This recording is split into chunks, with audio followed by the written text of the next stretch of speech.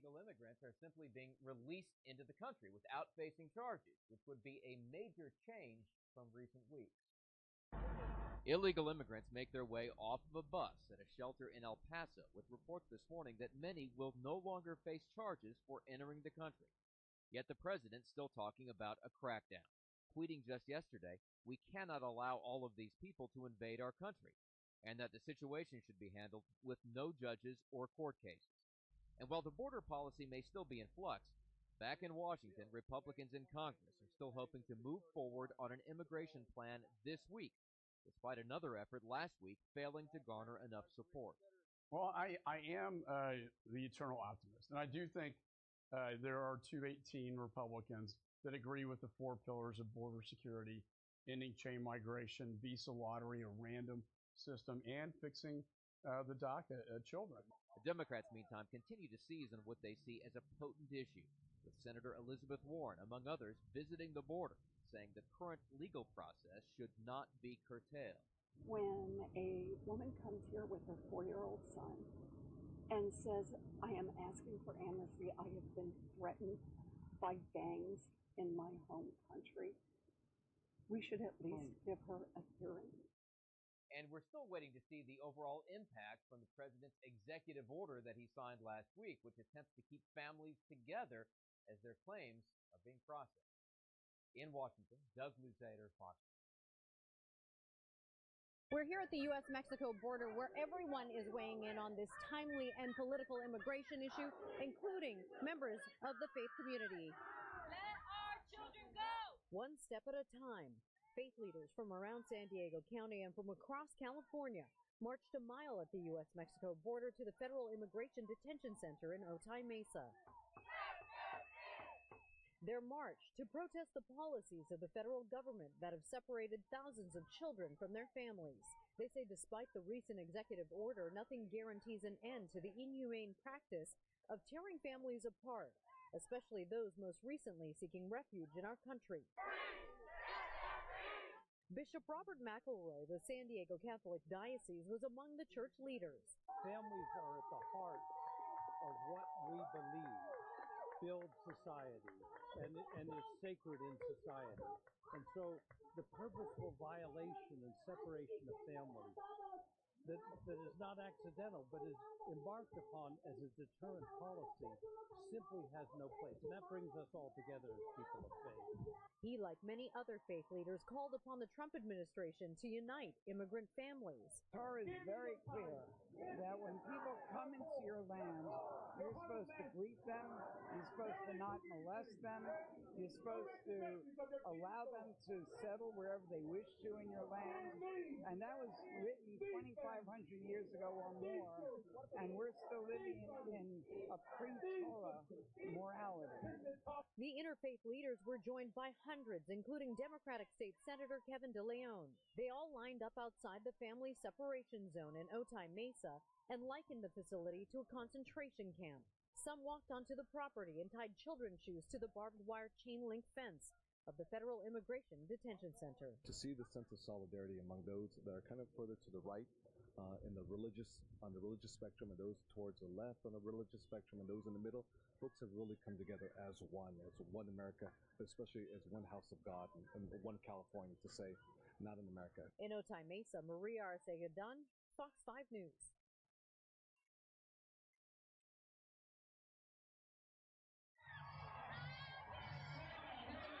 Pride parades nationwide. Festive, colorful celebrations taking place this weekend in states like California, Texas, Minnesota, Florida, and of course, New York.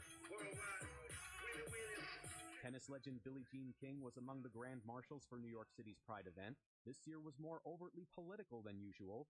The parade in Minneapolis became a demonstration against police brutality following Saturday's officer shooting of a black man in a residential area. Seattle's theme, Pride Beyond Borders. Participants said they can identify with the plight faced by immigrants and other marginalized groups. No matter what you look like, no matter what you believe, no matter who you are, we're all the same on the inside. Some parade goers believe LGBTQ progress has taken a step back since President Trump's inauguration. pointing to the ban on transgender people serving in the military, and the Supreme Court siding with a Colorado baker who refused to make a cake for a same-sex wedding. But other people are using those setbacks as motivation to push even harder for gay rights. I think we need this to kind of build our spirits up and, show ourselves that there is a community that accepts us. Pride Month goes far beyond the U.S. Massive parades also held in Israel, Greece, Chile, Mexico, and Brazil. Most events are held at the end of Pride Month to commemorate the June 1969 police raid at New York's Stonewall Inn. That launched the national gay rights movement. In New York, Steve Rappaport, Fox News.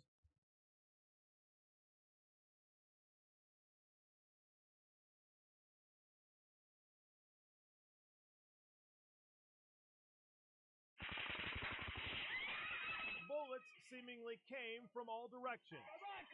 More than 22,000 people had packed the Route 91 Music Festival in Las Vegas last October when a gunman opened fire, killing 58 and injuring more than 500 in the worst mass shooting in U.S. history. Get your vest! Get your vest! The latest dramatic video, released by order of a Las Vegas judge, shows the chaos as officers arrived on the scene. We need to evacuate the east side. This police body cam video also gives us a vivid view of people hiding behind anything they could find and laying on the ground trying to evade the gunfire and screaming desperately for help. Okay. Also, police officers make their way through the lobby of the Mandalay Bay Hotel, frantically yelling for security and warning guests about the gunman. Stay inside. The tactical team officers also meet up with hotel security guard Jesus Campos on the 32nd floor. His pant leg is rolled up, and he walks with a limp, having been shot by the killer. He warns that the shooter's room is down the hallway. At this point, there are no sounds of gunfire, and we now know it's because the gunman had already shot himself in the head. It's surreal to see these video releases. We arrived about the same time as some of this video was being taken by body cameras on Las Vegas Metro police officers. For many there that night, it's just a reminder of the chaos and horror, and that there are still so many questions about this investigation unanswered. In Los Angeles, Adam Housley, Fox News. Charles Krauthammer is one of, if not the leading conservative voice of his generation. He was known for his brilliant intellect and ability to cut through the noise and break down the complexities of Washington into simple terms. Charles was almost always the smartest person in the room, but those who knew him say one of the things that made him stand out is he treated everyone as an equal, and he never spoke down to them. He was kind and took a sincere interest in the lives of others, even those whom he had just met. What makes all of his accomplishments that much more remarkable is that he did it all from the confines of a wheelchair with limited use of his hands after a tragic diving accident during his first year of medical school. He never wanted his disability to define him, though, and he took pride in the fact that most folks who watched him regularly on Fox News had no idea he was in a wheelchair. As his friends and family gather to celebrate Charles's life today, they are comforted by the last few lines of a letter he wrote to viewers a couple of weeks ago. I am grateful to have played a small role in the conversations that have helped guide this extraordinary nation's destiny. I leave this life with no regrets. It was a wonderful life, full and complete with the great loves and great endeavors that make it worth living. I am sad to leave, but I leave with the knowledge that I lived the life that I intended.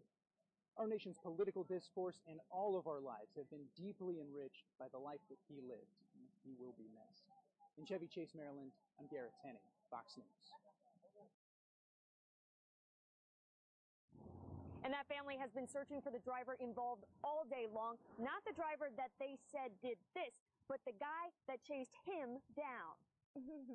Every time I look at the pictures, I just start crying. How do you hit someone and cause that kind of an accident and not stay to see that they're okay? Mom, Carrie Melendez, is hugging her 3-year-old daughter a little tighter tonight. The family of 4 walking away with just scratches and bruises after another car allegedly did this, rocketing the family's car airborne into thick trees and brush. It was also fast. I feel like I heard it more than I felt it. Troopers say Melendez's husband saw it coming. He says it was an out-of-control white Volkswagen in his rear mirror. I did was tell my wife, brace yourself. Then, impact. There was no stopping. It just completely hit us, and we started swerving between the lanes. And then once we hit the grass, it just took off from there. We flipped. Their Nissan Versa turning upside down, rolling over, landing in the thicket off the side of I-95. Both of my girls were covered in blood. Troopers say the other driver never stopped, and now that mom is on a desperate search because the story doesn't end there. FHP says a witness followed after the suspected vehicle, calling in deputies. It's just nice to know that someone cared enough and wanted to see that this person, answered for what they did. And now, 53-year-old Juan Enrique Hollingsworth Sosa is behind bars. Both the family and FHP applauding the witness for helping troopers. After we spoke with that family today, FHP helped us track down that witness. He lives in Deerfield Beach. We couldn't get him on the phone today, but the family says he will be getting a thank you letter in the mail. In Brevard County, Heather Gustafson, Fox 35 News.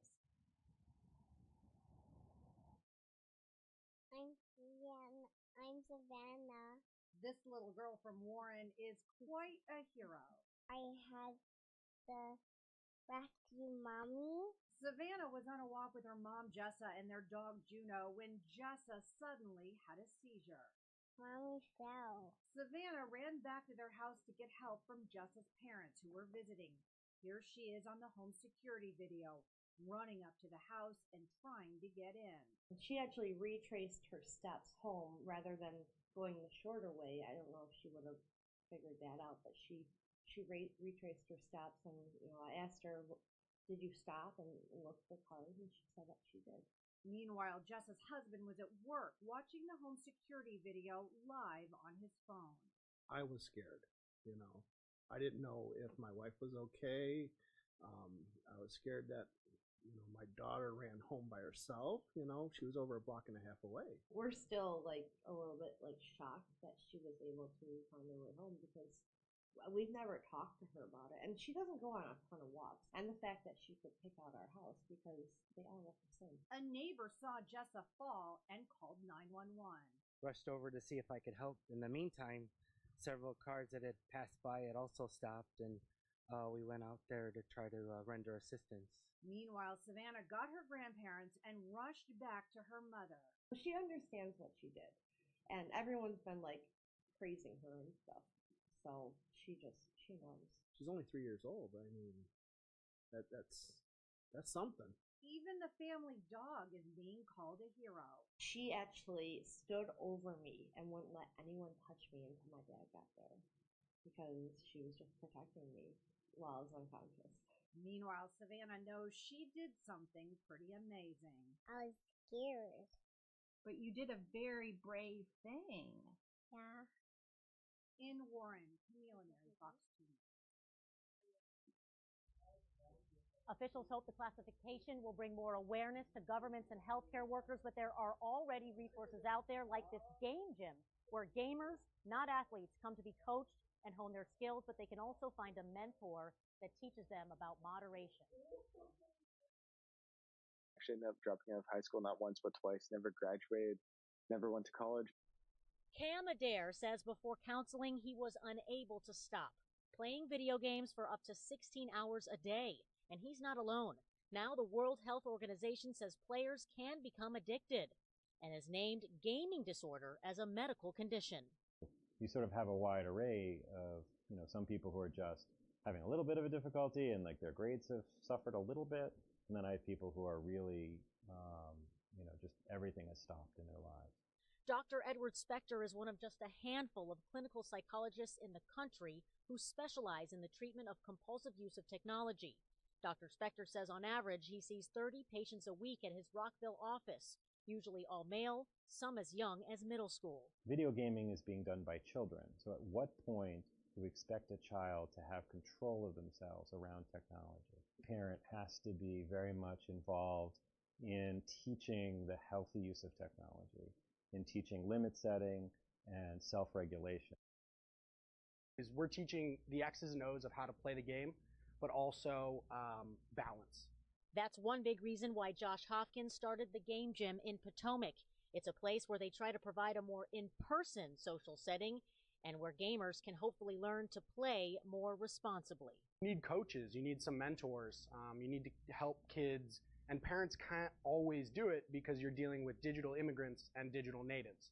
And the digital immigrants are trying to corral and control and educate the digital natives, which is, backwards. And so what we're figuring out is that there needs to be a translator between the digital immigrant and the digital native, and that's where we come in.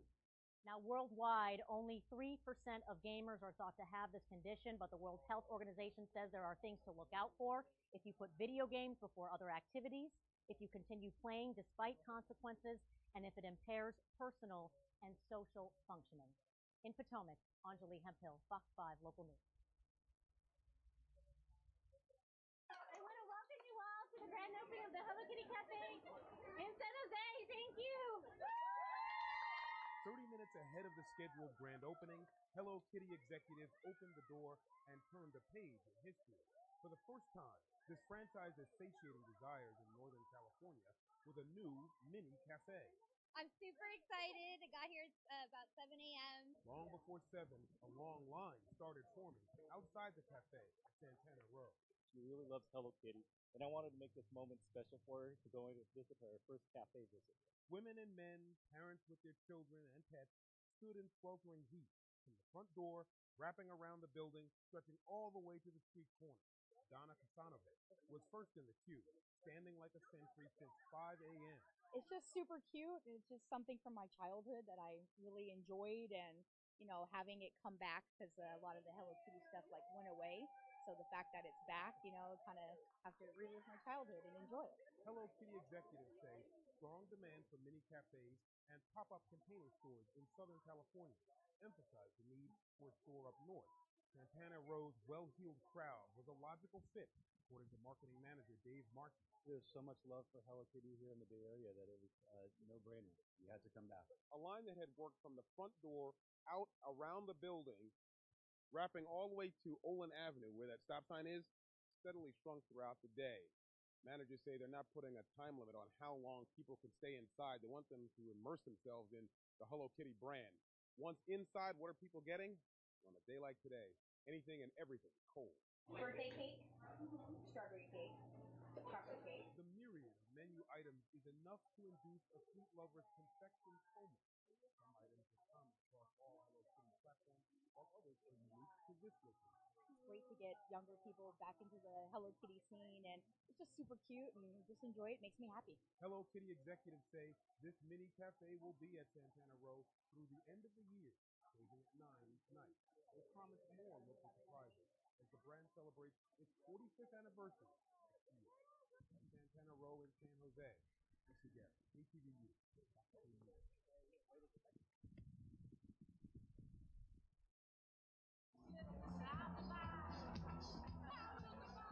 A colorful, lively, and joyous pride parade stretched down San Francisco's Market Street. Crowds of people cheered from behind the barriers to support the LGBT community as rainbow floats rolled toward Civic Center, the pink triangle visible on Twin Peaks. It's so much fun. We're having a great time. It's so full of energy. It's amazing because you just get showered with love and appreciation, and people are just so out in droves to support each other and just show that love is love. This is the 48th annual San Francisco Pride Parade, and organizers say it's much more than a celebration. This is an opportunity to educate the world about LGBT issues. This year's theme is Generations of Strength. Sister Mary Peter with the Sisters of Perpetual Indulgence says they're paying tribute to generations of resistance. There are a lot of people who are struggling with the Trump administration, with immigration, with the assault on trans rights and people's visibility. And this parade reminds us that we have endured this and we have been victorious for generations. Happy Pride! This year, some marched holding signs protesting gun violence, immigration policy, border separation, and many took aim at President Donald Trump, like this dress with a not-so-subtle message for the commander-in-chief. That's why this year is so important, especially with the immigration issues being pushed on the outskirts of society. As gay individuals, we know what that's like. And this parade reminds us that in our diversity there is unity and strength and power to overcome. Supporters are calling on future generations to continue the fight for equality and joy. In San Francisco, Alyssa Harrington, KTVU, Fox 2 News.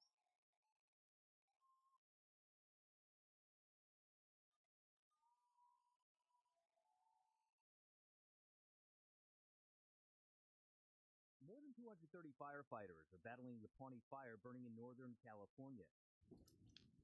Crews attacking the growing blaze both on the ground and from the air, but the rugged terrain in the area is making the firefight even more difficult.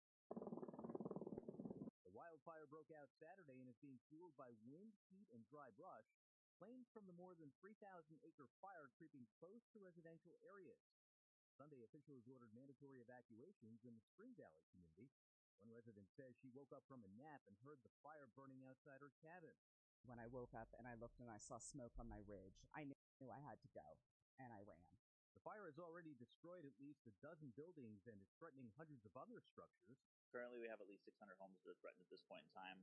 We know that residents have been evacuated out of this area in the past, just with the fire history that we've had in Lake County, and they're eager to get back in. But right now, given the conditions, we just need them to be patient and definitely heed to the warnings to remain evacuated. But this isn't the only blaze burning in the Golden State. Firefighters are combating 3 other large fires. Crews in Tehama County are fighting 2 wildfires, and another one is burning parts of Shasta County. The cause of each fire is under investigation. Fortunately, so far, there have been no injuries reported. Chris DeMayo, Fox News.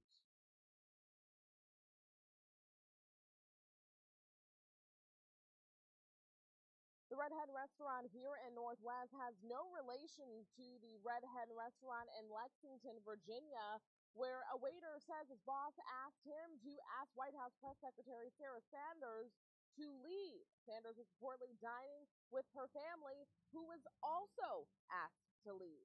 The incident has sparked debate on both sides of the aisle. I mean, it's deserved, you know. Maybe she can feel what it feels like to be kicked out of somewhere. Except for not for her whole life. She just got kicked out of a restaurant. So, good for them. 1 and 5-star reviews filled the Virginia Redhead Restaurant's Facebook and Yelp pages after a server at the Lexington restaurant posted on Facebook saying, quote, "I just served Sarah Huckabee Sanders for a total of 2 minutes before my owner kicked her out, along with 7 of her family members." Sanders also tweeted about being refused service moments later. It's not a sign of intolerance. What they're doing is intolerance. It's called justice, you know? Poetic justice. That's exactly what it was. While some are applauding the restaurant for pushing back against the Trump administration, others are chastising the restaurant owner for being intolerant. Even so, the Redhead Restaurant in the district, unrelated to the Redhead Restaurant in Lexington, is doing damage control amid the controversial encounter. This is the 3rd Trump administration official who's been forced to leave a restaurant within the last week. The protest happening on the heels of the administration's policy on immigration. Tisha Lewis, Fox 5 Local News. I was just doing my job. Few people who do heroic things actually refer to themselves as heroes. I was the right guy at the right place at the right time. But ask anyone else, including an Air Force Thunderbird pilot. And we have lots and lots of heroes in our world, in our communities. They'll tell you Sergeant Aaron Thompson is the definition of the word. He's one example of that, you know, saving a young boy. On Christmas, Thompson jumped into an icy pond near New Harmony to rescue an 8-year-old. Friday, the Thunderbirds paid Thompson back for risking his own life. They gave him a flight unlike any other. It was absolutely amazing, the thrust that this thing has. For 45 minutes, Thompson soared in the F-16. It sucked you right back in the seat, flying as high as 60,000 feet above the ground. He pulled back on that lever, and it just took off like a rocket. There were plenty of twists and turns and tricks. Anything from aileron rolls to loops and low altitude flying, we did it all. Those tense moments may have caused Thompson to lose a little weight. 3 or 4 pounds worth of sweat, and maybe a little more than that. But that's nothing this hero can't handle. I would jump on this in a heartbeat. Just like his lawnmower, Rodney Smith Jr. is revved up. A lot of people take pride in the yard, so when I can come make their yard look prettier and more beautiful, and it makes them feel good and it makes me feel good knowing that I made a difference. Give me a big smile. Smile, Grandma. Today, he's helping 93-year-old Agnes Hammond. I'm glad you're here. So I won't have to do it. Smith is working his way back and forth through the U.S. Yeah, so I'm on something called 50 States, 50 Lawns. I'm traveling to all 50 states, Marines, free loans for the elderly, disabled, single moms, and veterans. About 17 more states to go. 3 years ago, he saw an elderly man struggling to cut his grass.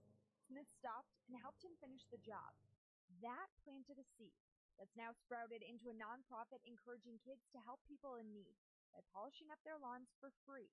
My goal now is to expand and get even more kids to join in every state I go. Rodney has recorded videos of himself mowing lawns across the country, not only to spread the word about what he's doing, but also to get other people involved in his organization. It has changed me dramatically. You know, I realized what we're doing is such a need. I've come across so many elderly people that have been scammed by some normal companies that overcharge them, overprice them. So if we can come mow their lawn for free, they can use the money for medication and food and other things they really need. So while he's trimming the grass and cutting the weeds, he says this isn't about lawn care. It's about people care. Emily Allen, Fox 31. All right. Bye-bye. Calling from the Health Insurance Enrollment Center. I'm calling because health It's the evolution of the modern day scam. What started on the phone with what's called vishing, this call is officially a final then moved to email or phishing. And now you're kind of seeing an uptick in a wave of smishing. So that's text messages that are coming in on your phone. Bill Harden with Charles River and Associates says texting is the way many of us now talk. And bad guys want to confuse you through text by pretending to be a utility, store, even your bank to get your account information. So you've got all these filters and everything within email, but on text messages, you really don't have that kind of filter. So Harden and his team demonstrated for us just how easily and quickly criminals can set up these fake sites and send you bogus messages meant to trick you into handing over usernames and passwords.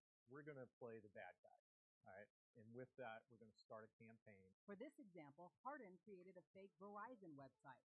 It's identical to the real thing except for the URL. So step 2 is now I've got to go acquire data, so I got to go buy phone numbers that I want to go out and smish. Harden says criminals can buy thousands of phone numbers for cheap. He can send this bogus message to the numbers he bought with a link to his site, not Verizon. I sent the message. I have users that clicked. I have users that entered in credentials.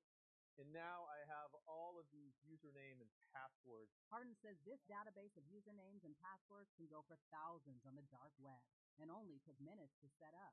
It's quick. Is it cheap? It's cheap, yes. What's also quick and free is how you can protect yourself. Rotating your username and password is always a great start. That way, if criminals try to use your credentials, it won't work. Protect your identity and bank account. Dawn Hasbrook, Fox News.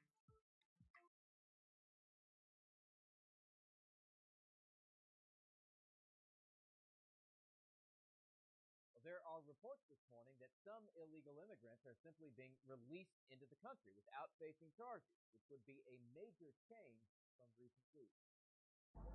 Illegal immigrants make their way off of a bus at a shelter in El Paso, with reports this morning that many will no longer face charges for entering the country. Yet the president's still talking about a crackdown, tweeting just yesterday, "We cannot allow all of these people to invade our country," and that the situation should be handled with no judges or court cases. And while the border policy may still be in flux, back in Washington, Republicans in Congress are still hoping to move forward on an immigration plan this week, despite another effort last week failing to garner enough support. Well, I am the eternal optimist, and I do think there are 218 Republicans that agree with the 4 pillars of border security, ending chain migration, visa lottery, a random system, and fixing the DACA children. The Democrats, meantime, continue to seize on what they see as a potent issue, with Senator Elizabeth Warren, among others, visiting the border, saying the current legal process should not be curtailed. When a woman comes here with her 4-year-old son and says, "I am asking for amnesty, I have been threatened by gangs in my home country," we should at least give her a hearing. And we're still waiting to see the overall impact from the president's executive order that he signed last week, which attempts to keep families together as their claims are being processed. In Washington, Doug Luzader, Fox.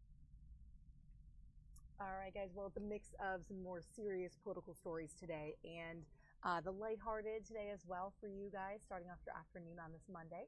June 25th, thanks for joining us. We're 6 months away from Christmas, halfway through the year on this Monday. But I want to mention we had some footage earlier of what was going to be Antwon Rose's funeral. He was a 17-year-old man who was fleeing from a car at a traffic light in East PIttsburgh last week when a policeman fatally shot him. That funeral is going on right now. Unfortunately, we only got some exterior shots of that, and we weren't going to get public access, or press rather, access inside the funeral itself. It was taking place at an intermediate school in East PIttsburgh. So I will be changing that headline if you are on our stream for that. Unfortunately, no more of that coming in. But what we do have right now live, the Attorney General, Jeff Sessions, is making remarks at a National Association of School Resource Officers talking about school safety. Always a hot topic, always something that we have been hearing about for many months now after some of the tragedies in our country at some of these schools. Many governors talking about some of the steps they're going to be taking legally to change in their states. But now the Attorney General is addressing some of these things at a conference in Reno, Nevada. So we're going to jump over there live for just a little bit to catch some of his words, and then we're going to be looking around for anything else that's happening that's live that we can bring to you from inside our newsroom here at Fox 5 DC.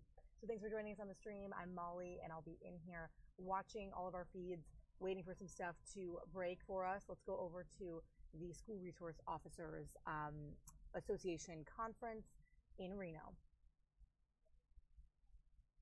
Cocaine in this country came here across our southern border. That means that tens of thousands of Americans, including far too many children, are being killed, shootouts, and drug dealing gangs, also from overdose deaths, because we do not have a secure border.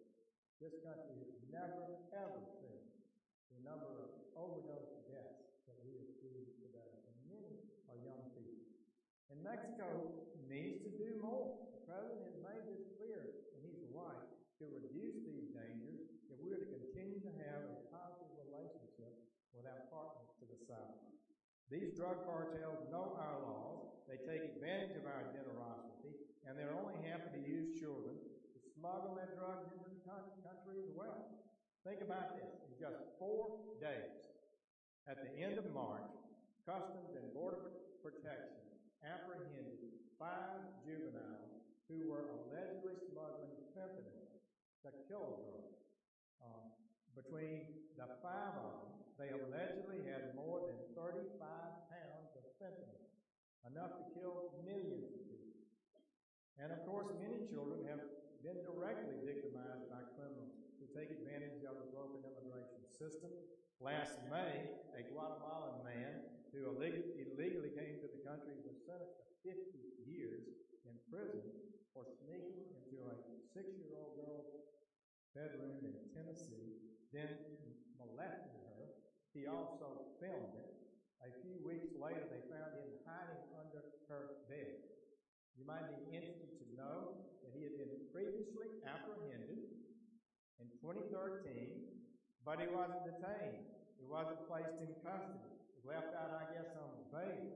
He never showed up, surprise, at his removal hearing, was still in the country and committed this crime and ended up having housing for 50 years.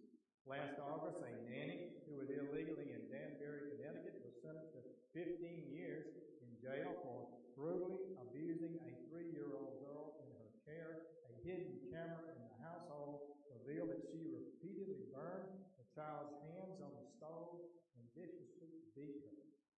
And just last week, the Department secured the conviction of an illegal alien from Honduras who tried to coerce an underage girl in Louisiana into sending him pornographic images of her. He's now going to jail for at least 15 years. So there are many other stories and too many other young victims. These criminals shouldn't have been here. These children shouldn't be victims. They should have been protected by a fair and just immigration system that put their safety ahead of political talking points. We should vet applicants. People are entitled to demand entry to the United States. We can't accept everybody that applies, although you should know we admit 1.1 lifetime residence in the United States with a 5-year or so option of obtaining citizenship. No country in the world is close to it. We have 600,000 or 700,000 that come here on visas to work for long periods of time to take jobs in America. Another 300,000 or 400,000 are students. We have over 2 million people that come every year. We're talking about illegal entry into the country. That's what the discussion is about in this country. We should vet these applicants. We should admit anybody that has a criminal history or has been in trouble in the United States before. And those who have those problems are coming through these dangerous pathways and not through our ports of entry. And if someone unlawfully enters our country and commits another crime in addition, especially crimes against children like these, they should be deported after serving their sentence, not protected by sanctuary policy. To have true compassion for our children, we must restore lawfulness in our immigration system and keep them safe, including the immigrant children who are often the targets of the vicious gang MS-13. I hope that you will give particular attention to that gang. They are particularly violent, the likes of which I think we've never seen before. There was an article in the Washington Post last week about a middle school ravaged by MS-13 in Maryland, just 10 miles from the White House. And on Friday, our Department of Justice indicted 11 members of that gang in Virginia for murdering 2 children. And I was in New York, and I was in New York and met the parents of the two 16-year-old girls who were, one had just turned 16, one is 2 or 3 days from the offended MS-13. They were both murdered with baseball bats and machetes. And the parents told us that school remained a dangerous place. MS-13 is recruiting children who were sent here as unaccompanied minors. They come here with not roots, minimal connections, and they seek to recruit from them. And some come here and are brought here or sent here by the gangs in Central America to strengthen and replenish the MS-13 gangs. And from communities from Los Angeles to Louisville to Long Island to Boston, they're able to do so because we do not have a secure southwest border. This is not fair to the children you serve. It's not fair to you. What is the compassionate and right thing to do? The compassionate thing to do, I firmly believe, is to protect our children from drugs and violence, to put criminals in jail, and secure our borders. Having an immigration system that has integrity and consistency is right, just, and moral. The alternative is open borders, which is both radical and dangerous and is not a realistic prospect for America. And so on that point, there's something I want to say to our men and women, you enforcing our laws. The Department of Justice supports our courageous and patriotic ICE agents, officers, lawyers, and other personnel 100%. Free speech, assembly, and protest will be protected. They are fundamental rights of Americans. But we will not tolerate obstructing law enforcement or committing crimes to deter law enforcement from carrying out their duties. And men and women of ICE carry out their lawful duties every day and will not be prevented from doing so simply because some individuals disagree with their lawful mission. It's a crime to assault or threaten a federal government employee. It's a crime to assault a state or local employee. And the Department of Justice can and will aggressively prosecute violators who target the honorable men and women of our Department of Homeland Security and other agencies. So, in this administration, that's what we are doing. We're going to continue to secure the border. We're going to continue to back the blue, and we invest and will invest in law enforcement. That means we're going to invest in you. And you are a sound investment indeed, one that pays dividends every day. And so I want to close by thanking all of you once again, not just our award winners, but also to the thousands of unsung heroes who are wearing badges across America. Thank you for committing your lives to this difficult work, but it's noble work, protecting the most innocent, the most vulnerable among us, especially the children of this country. Thank you for your work, and may God continue to bless this country and all that you do. Thank you. Thank you all. Thank you. Thank you.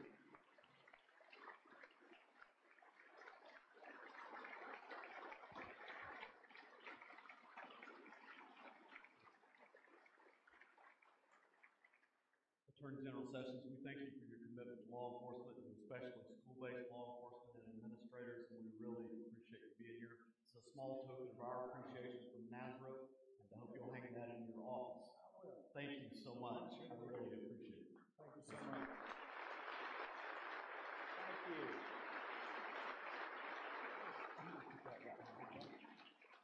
The Attorney General has kindly agreed to stay around for the presentation of our 3 very important awards, and I sincerely appreciate that, sir, and so will our award winners.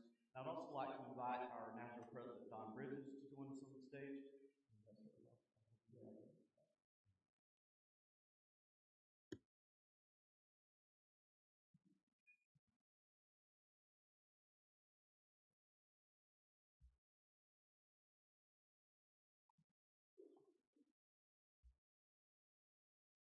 The Floyd Ledbetter National School Resource Officer of the Year Award recognizes an SRO that has made a specific and significant contribution to their local town, city, county, and or school district. These honorees are nominated by their peers, supervisors, school district, students, and faculty. Would you please join me in welcoming the 2018 Floyd Ledbetter National SRO of the Year, SRO Marvin Vega of the Maui Police Department.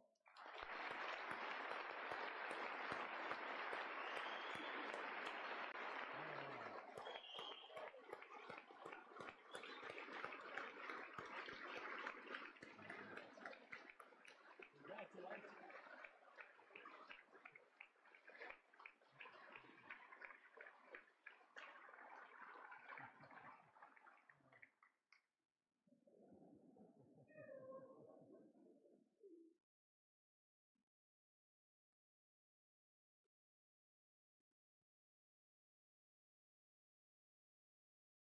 Congratulations, Marvin. Aloha.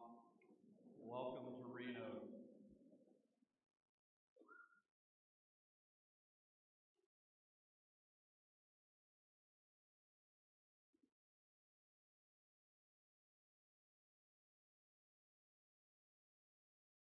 The NASRO National Award of Valor is given for a single act of courage and valor by an SRO or a school staff member that goes above and beyond that expected of normal incidents.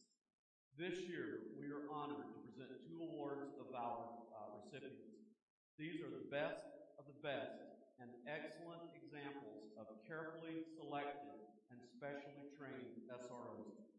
On March 20, 2018, a 17-year-old male student fired 1 shot in a hallway of Great Mills High School in Maryland. The gunman then moved down a connecting hallway where he was confronted by SRO Deputy Blaine Gaskell. Deputy Gaskell fired 1 shot, striking the gunman's hand as the gunman simultaneously fatally shot himself. Deputy Gaskell's quick response likely saved many lives at Great Mills High School on that day. Would you please join me in welcoming Deputy Blaine Gaskell to the NASRO stage?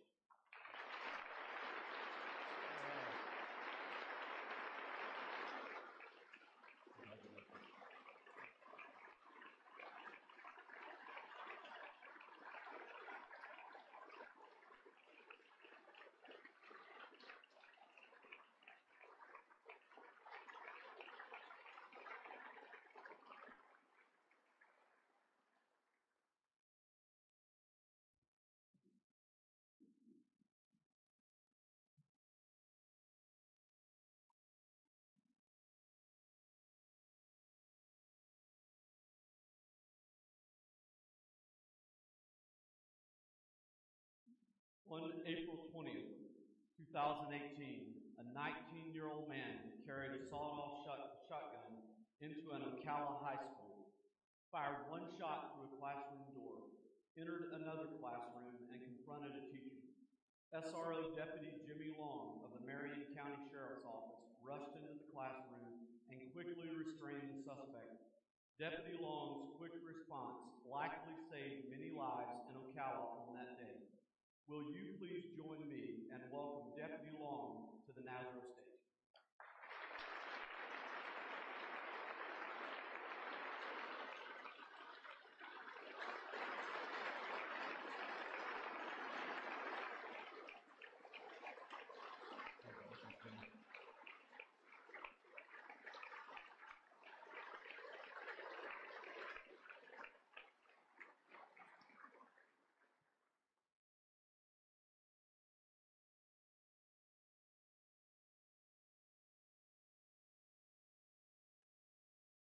Congratulations, Deputy Long. Attorney General Sessions, thank you once again for joining us today. It means an awful lot. Thank you for your support. Got it. Thank you, sir. Thank you all.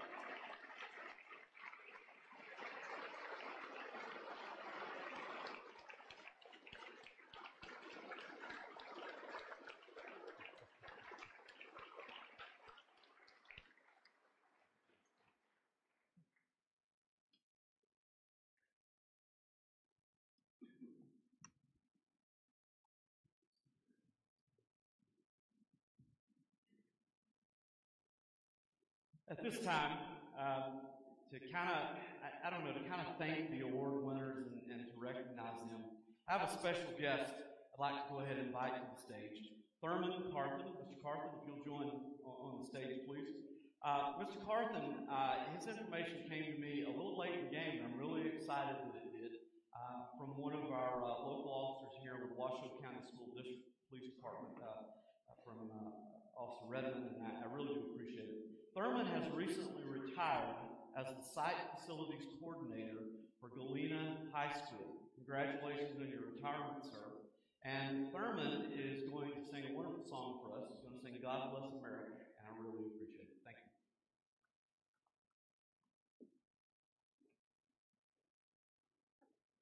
God bless America, land that I love. Stand beside her and guide her through the night with the light from above, from the mountains to the prairie, to the oceans white with foam. Oh, God bless America, my home, sweet home. Please, God, bless America, our home, sweet home.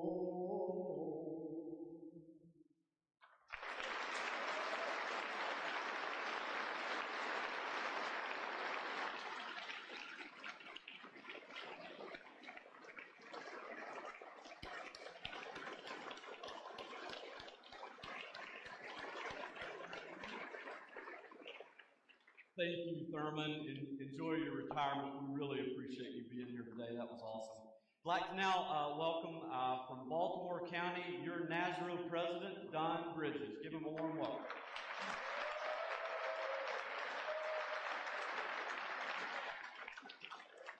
Good morning. Y'all can do better than that. Good morning. It is my pleasure to have served you for the past 2 years. Friday marks the end of my tenure as president, but I have got to tell you that when I look into the audience and I see so many SROs that are out there day in and day out doing the job of serving kids. It does my heart well. I would like to take a second to have every administrator in the house stand up for a second. Stand up, y'all. Come on, come on, come on. Excellent. Let's give these guys a hand.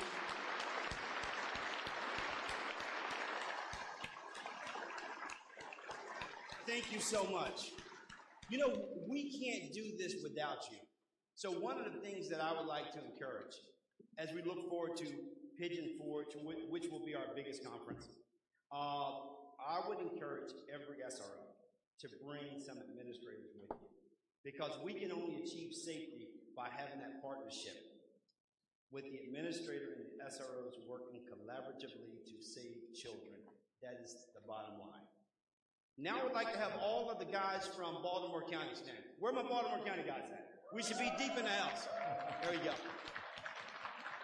We brought approximately 60 officers from Baltimore County, and I was very, very pleased last night when I learned that several of the administrators were also here.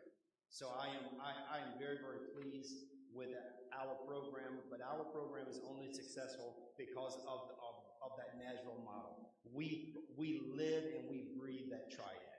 And I would add this, that as you go about your jobs within a school, when the times get tough, when the stress level gets high, go back to the triad. Go back to the triad. Ask yourself, are you doing what is consistent with the triad?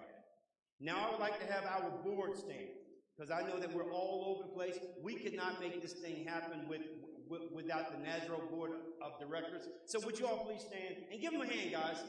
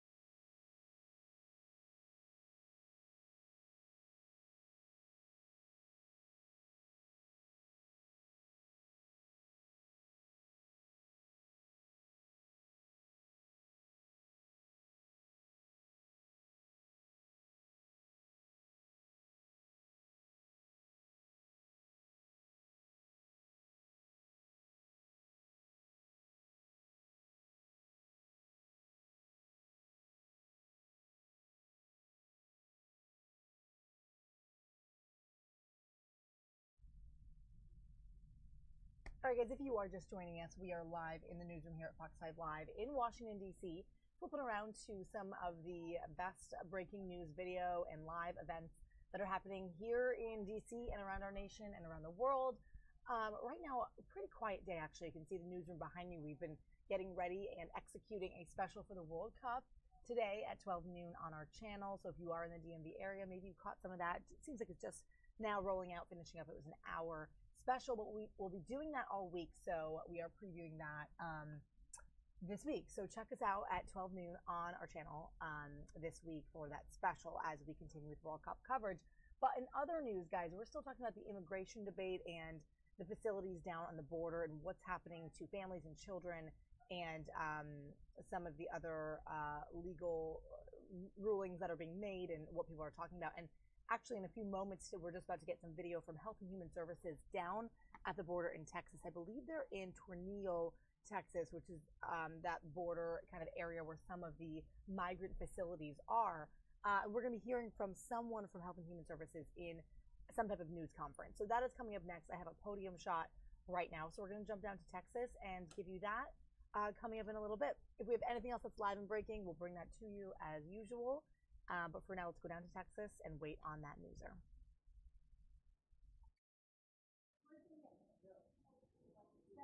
Why not?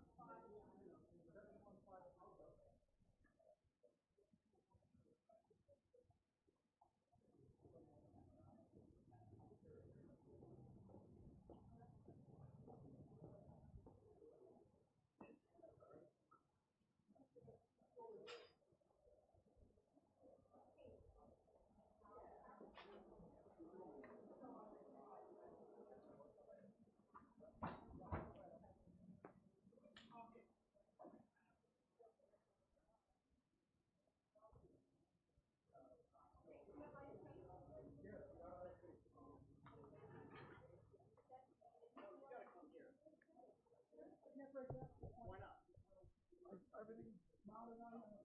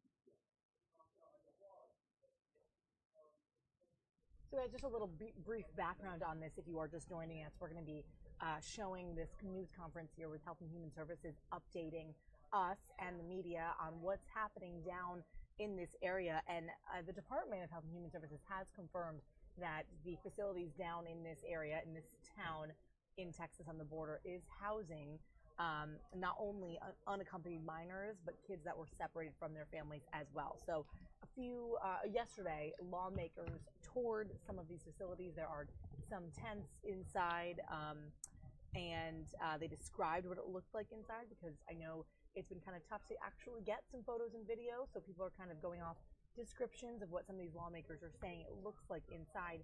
But we should get more of an official word from the department in just a few moments about what is happening down there. Of course, all of this coming after President Trump did sign that executive order to reverse the policy on separation of families, but we know that kids are sort of still being reconnected with their families, and some of them still separated. So this is all interesting because, we're kind of waiting for the department to confirm how many people are where, how many kids and minors are where, and who exactly has been separated from their families versus just being an unaccompanied minor. So all those details hopefully getting fleshed out in a few moments here at this news conference. And again, seems to be right outside this facility where some tents are inside housing some of these teens and adolescents and minors. So more to come shortly. We're going to be hearing from that department specifically down in Texas. I'm not quite sure if any lawmakers are at this one in particular, but like I said, as of yesterday, June 24th, multiple lawmakers did tour these facilities, and there are a few reports of what that looked like, and they described it after doing so. All right, so we're going to watch and wait and take in this news conference for you guys. Hopefully the best update that we can get about what is happening down at the border as far as separated families, immigrants migrating to the United States at the border in Texas. That is coming up next. Stay with us, guys.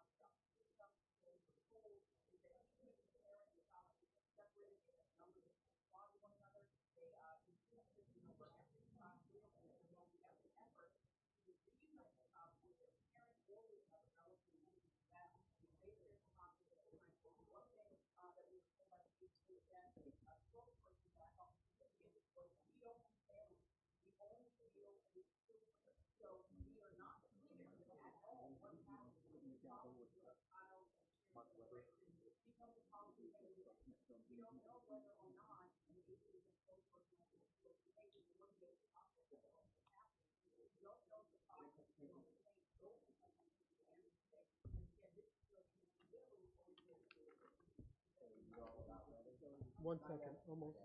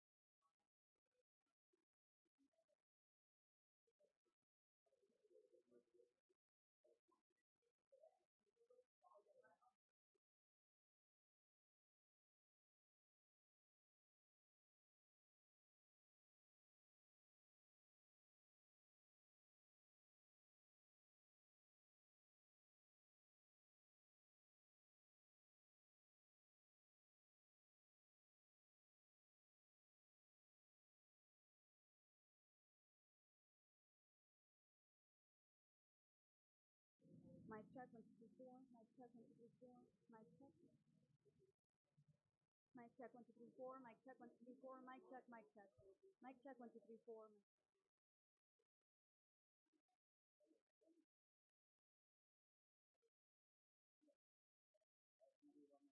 Newsroom, 1 minute. Newsroom, 1 minute.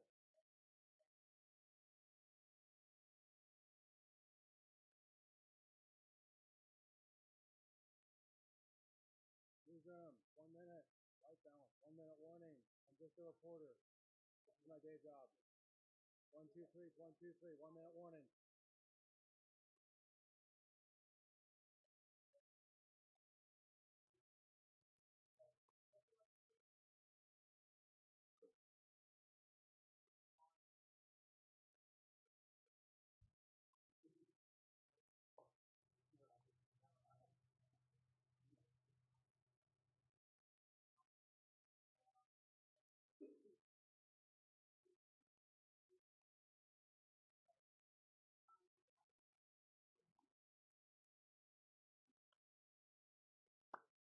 Hi there, good morning everyone. Welcome to our temporary emergency influx shelter here at Tornillo. I want to start out by thanking you all for taking the time to come and tour the facility here we've established for the temporary shelter for unaccompanied alien children, and that also includes children that were recently separated at the border. I also want to really thank the community for their incredible support for allowing us to have this shelter here. Sometimes these shelters can be controversial, but overall we've had an incredible amount of support from the community, and we really greatly appreciate that. I do want a quick overview of the program. The Office of Refugee Resettlement runs what is called the Unaccompanied Alien Children Program. That program runs over just about 100 shelters in 17 states across the United States. Today, there's about 11,800 kids in those shelters. Most all of them are unaccompanied. They cross the border by themselves. Probably today around 2,000 had been separated from their parents at the border. All children in our care, the first thing we do when they come to an HHS shelter within 24 hours is ensure they are connected to a parent or a family loved one so that the parent or the family member can know the child is safe and secure and where they are. The second thing we do is we start to learn everything we possibly can about that child so that we can ensure a speedy placement with a sponsor here in the U.S. So there's basically a three-part process we're talking about here today. There's the apprehension at the border. The border has less than 72 hours to turn the child over to HHS for care. HHS receives the child. We immediately get in contact with the parent. The parent is involved in all decisions we make around the child's care while they're here with us. Once we learn what we do from the child, then we go under the process of finding an appropriate sponsor for that child here in the United States. Before we release the child, we make sure we release that child to a safe and secure home that the parent has approved. Once that child is released from HHS custody, and the sponsor that is responsible for that child, they will ensure that the child shows up for their immigration hearing. So the three-part process: apprehension, temporary shelter and care with HHS, where we work diligently and speedily to find a sponsor who agrees to take care of the child while they await their immigration proceedings here in the U.S. That's basically the three-step process. I think today you all had the opportunity to see kids that are in HHS's care, playing soccer, going through educational efforts, eating in dining halls, doing things that kids 13 to 17 do every day in and out here in the U.S. and actually across the world. So that is our goal: give them a normal, healthy environment while we work very hard to connect them with their family member here in the U.S. while they await their immigration proceedings. With that, I'll be happy to take a couple questions. Yeah. We'll go from there. Mark, one of the issues is that you know that you want to reunify the children with their parents, but because HHS is now cooperating with DHS because of fingerprints of the parents. In some cases, you're asking who are also living in the house that the sponsor has. How do you expect these parents to come forward if they're fearful they're going to be arrested for being undocumented immigrants here? Because you all are cooperating with law enforcement now, giving information on their parents. So absolutely. This program's always been cooperating with law enforcement. That's how we ensure, from Border Patrol to HHS to Immigration Hearing. So what we do, and again, safety of the child is number one for HHS. Before we release a child to a home, we want to make sure that's a safe and secure home with either the parent, a close relative, a family friend that, again, the parent has approved. Sometimes parents will come here and they end up going back to their home country. And when we talk with a parent about their child's care, the parent will say, well, actually, we want that child placed with their aunt in some state. We will follow up with that aunt in that home. We will do a house check. We do fingerprints. We do not only the designated sponsor, but other people in the household. We don't necessarily want to turn a child over into a household where there might be some kind of danger for the child. But Mark, two former heads of ORR have said this is chilling the family from coming forward to sponsor the child. So we haven't seen that impact. Families are still coming forward to get their child. And the other part is, I just want to be really clear, we are doing what the parent wishes. So our priority and the preferred placement is with the parent. And if that parent is not available, the next priority is a close relative, third, close family friend, again, after a thorough vetting. Children are in HHS care, again, at 11,800, on average 57 days. That some are getting through a lot quicker, others are taking some more time. So we're not seeing the parents are not showing up. And we have constantly worked with the Department of Homeland Security, because the bottom line is we want a safe, secure placement, and so that the child can then go through their immigration procedure. Sure. When you are verifying this information about the child as Yeah. even if the parent or the guardian volunteer the separation from the people that came there. So I can't speak to the separation policy, but what I can speak to, as soon as that child is referred to our care, we are ensuring we are connected with the parent of that child, so that parent can be involved in the decision making about the end placement of that child. So the parent. So HHS is not part of that process. What we are here to ensure that, number one, no child stays at a Border Patrol facility for more than 72 hours. We don't want children in those types of facilities. That's why we have actually an emergency influx shelter here. We were getting close to capacity. We knew we needed to stand up extra beds, and as a result, no children are backed up at Border Patrol facilities. We wouldn't want to see a repetition of what happened in 2014. This particular program ran out of space. Children were backed up at the Border Patrol facilities. Border Patrol can't do their job in terms of protecting the homeland, the security. They end up watching kids. Learned a lot from 2014. A very aggressive bed management strategy. This program can grow quickly, as we've seen here. It can contract quickly. We don't want empty beds, but we want to make sure we have enough beds for high quality care. Sure. Go ahead. So most everyone is connected. I mean, we actually, in some of the facilities I've visited, they actually have full-time people who are dedicated to making sure that call gets connected. So we may have heard that, collect calls and things like that, but we will schedule calls with parents if they happen to be incarcerated with Homeland Security, so that call can be scheduled. That person who works waiting for that phone will run and find the child in the facility so that we can make sure that call happens and that connection happens. That is what happens in the vast majority of cases. There are always exceptions and anecdotal stories. But overall, these kids are connected with their parents. We know where their parents are. We are working as fast as we possibly can to reunify children with sponsors here in the U.S.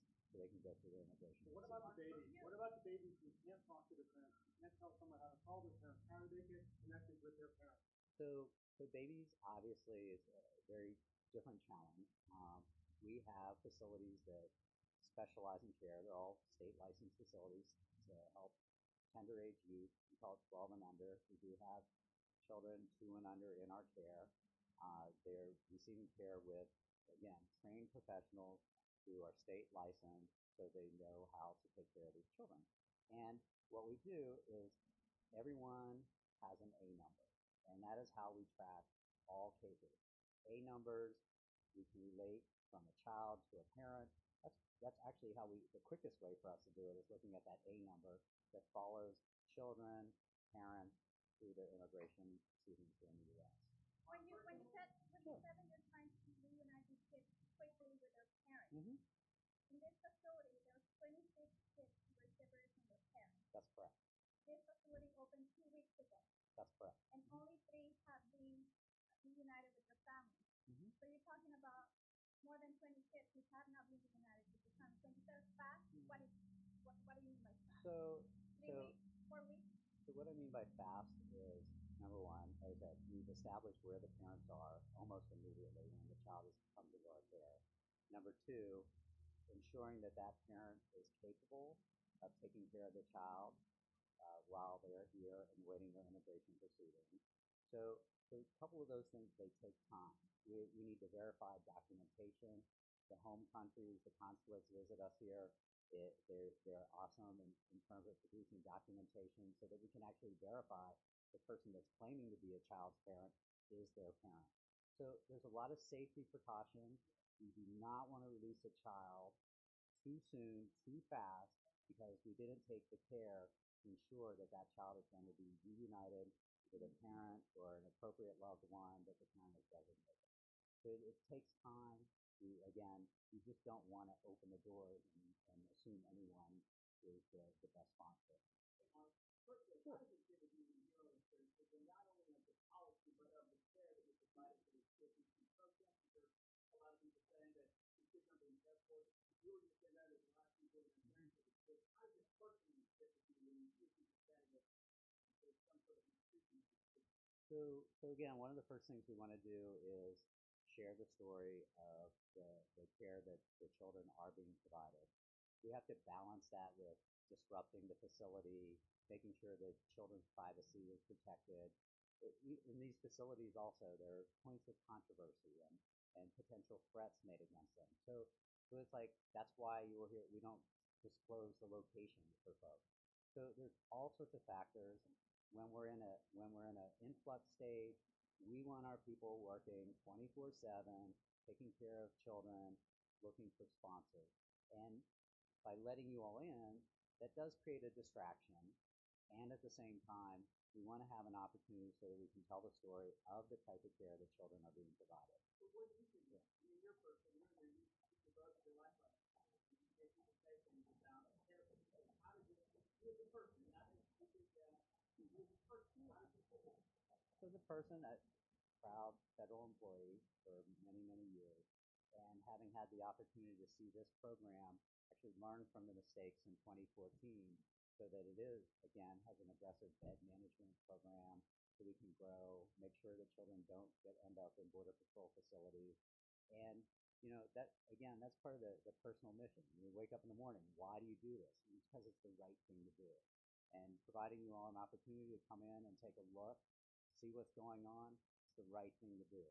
So, people in this country, one of the great things about it, everyone can have their opinion, they can voice their opinion, they can protest, they can make what their thoughts are, but we also have that opportunity and responsibility to become ed as well. So, this is hopefully an opportunity to help educate the public about what this program is and what it isn't, so that people can be better informed and really know that this country is taking care of children. We're not going to let them die in the desert. And as a result, we have facilities like this where children can be well taken care of while they wait for some kind of reunification, a sponsor here in the U.S., and then go through the immigration proceedings.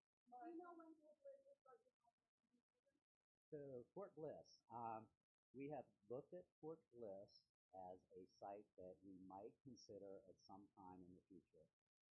Basically, again, what you've seen here is a temporary emergency shelter because of the numbers of children going up. We wanted to make sure we have enough beds so that children don't end up in Border Patrol facilities. Border Patrol can do their job. Fort Bliss is on a list.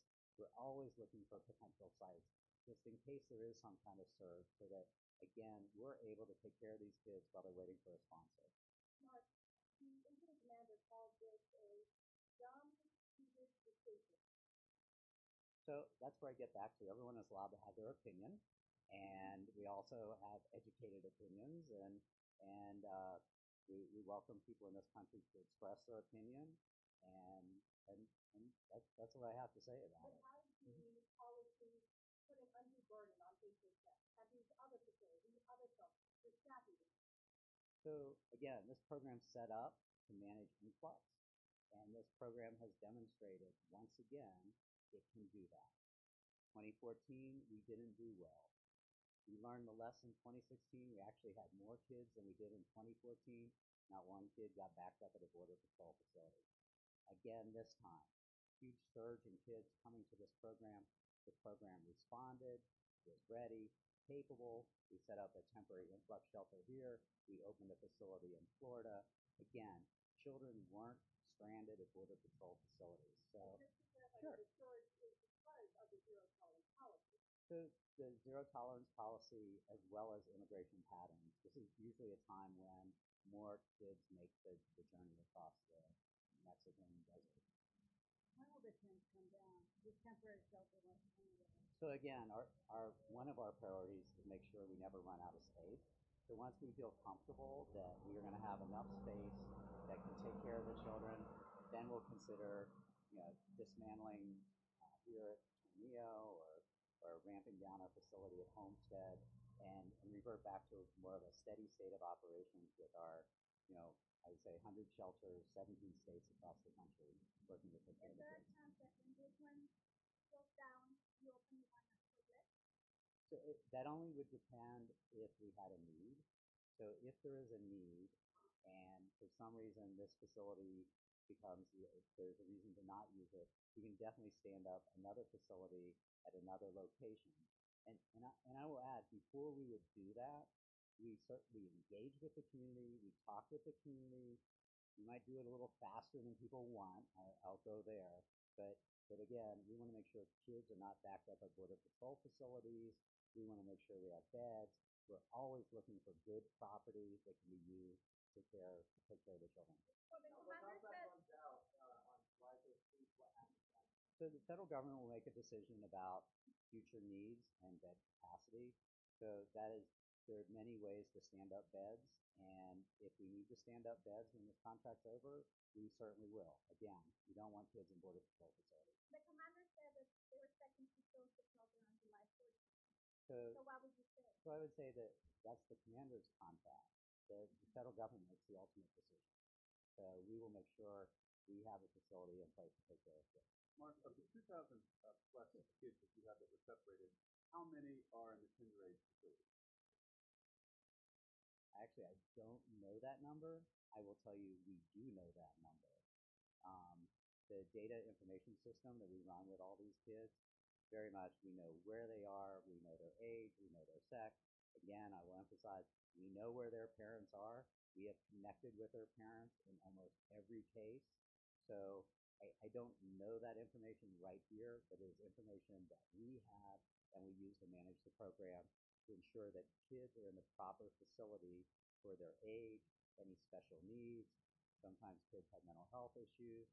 Those children will also, they'll be sent to a special facility that can actually take care of their mental health needs. There are a number of facilities across the country that are licensed to take care of tender age kids, licensed to take care of infants. This is a sad part, and I would say it's a symptom of the broken immigration system in this country. Why won't you tell us how many of these really young kids there are? So it's not that I won't tell you, I just don't know what it is right here. I can find out. When you let the tour those tender age facilities, you've been very transparent with this facility and others. I think American people want to know where these children and can trust see them so that we can see them in interest of transparency. So like I said, we know where they are. We know which facility they're in. We know that we've connected with their parents. I just don't have the information available right here now. Pardon?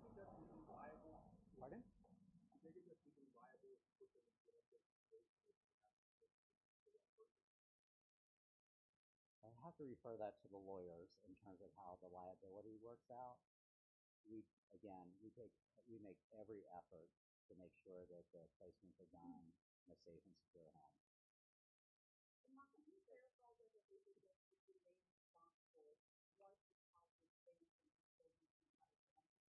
So what I know is we are responsible for the unaccompanied alien children. That's children 12 and under who have either crossed the border by themselves or were separated at the border recently. You know, obviously the numbers of children being separated at the border are going down, and as we work to reunify them, and that policy change is going into place.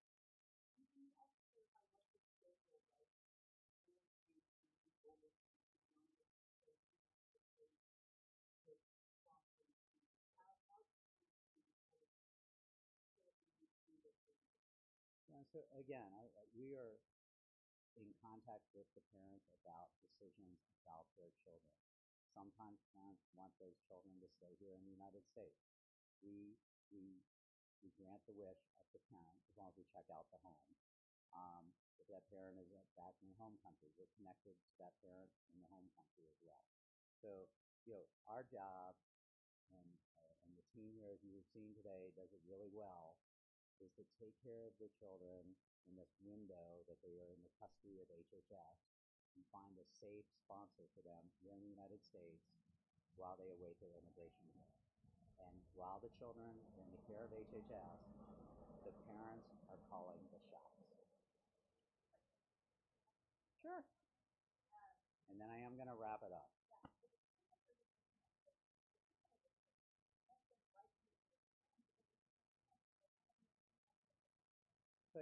So I was going to say, you know, the vast majority of cases, this is how the system works. It is, HHS has been finding parents in this country since 2002, and we're really good at it. And as demonstrated by the databases we have that links child with parent name and where that parent is and child. There are always situations where something in the system doesn't work. We encourage those parents to call the numbers they have, to reach out, and this team here is interested in finding that parent and connecting them with their kid. So if any parent's having a problem, they just need to try. I don't want to put the burden on them, but keep trying. We're going to find them if they don't find us.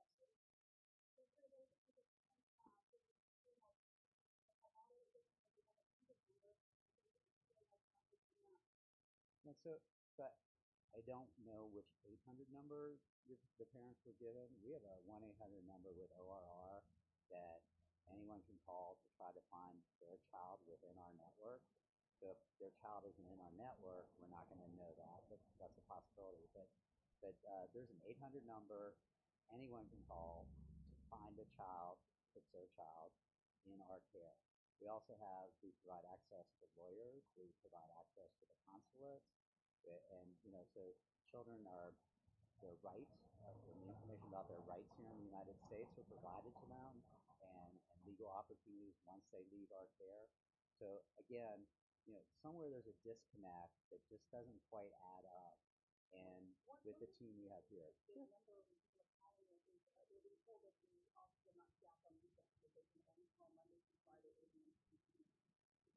So I'd have to look at what 800 number that is. We have a lot of 800 numbers, and we want to make sure parents get the right 800 number. I knew you were going to ask. Sorry, I'll get that for you.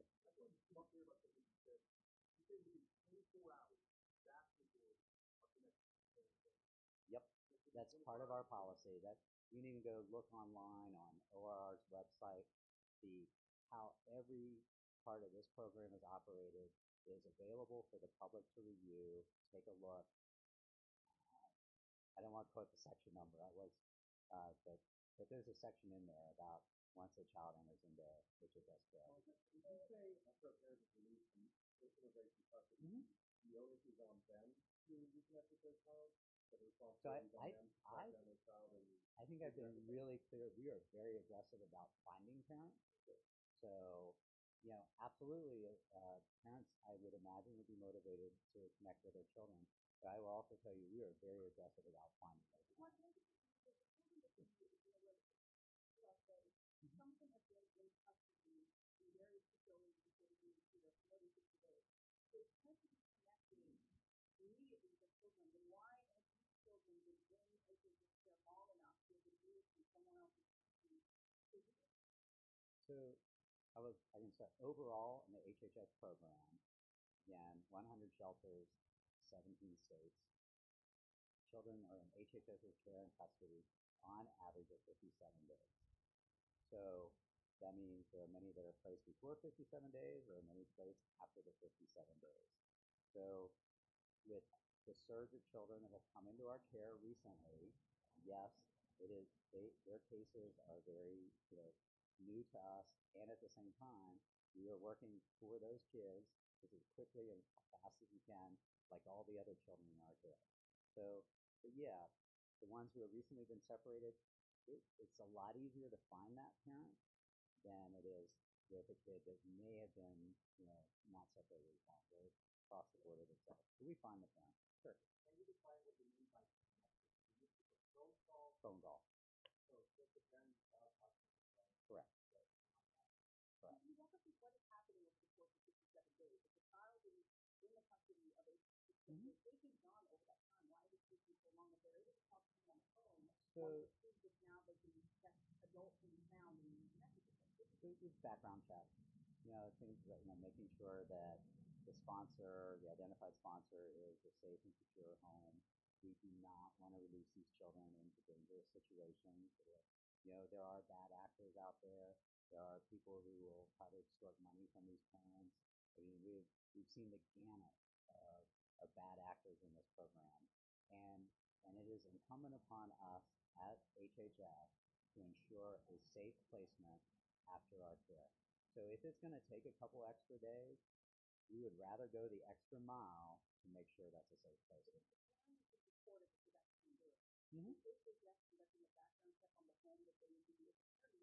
No, we work with the consulate to return the child to the parent, if that's the parent's wish.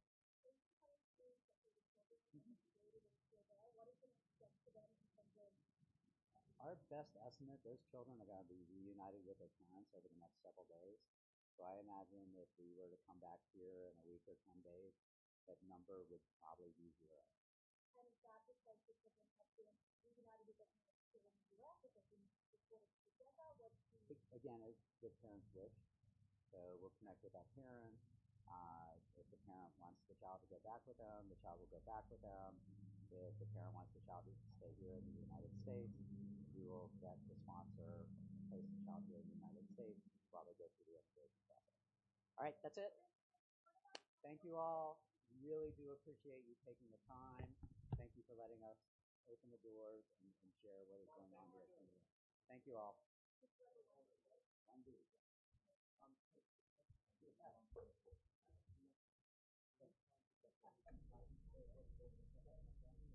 Well, that is the latest, guys, down at the border in Texas. The official word from Health and Human Services, the department there, talking about children being reunited with their parents and being pretty confident that next week, if they were to hold another news conference of the same sort, all these children would be reunited with their parents, or if their parents decided that they should stay, they would be under the care and staying here in the United States. So pretty interesting stuff to come out of that. That's the official word from the department, our federal government down there.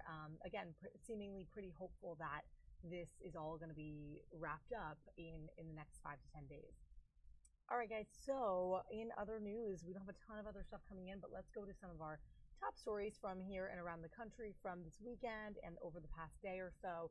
We had the official Pride Parade in San Francisco. That was the 48th annual parade, and it was a big, always is a big deal over there on the West Coast. And then some other news, of course, also about immigration, an update on the massacre in Las Vegas, and a couple other stories right here from our own newsroom dealing with both video game addiction and a local restaurant that is being targeted because they have the same name as that restaurant that Press Secretary Sarah Sanders was denied service at in Virginia. So we're going to start with some of those stories next.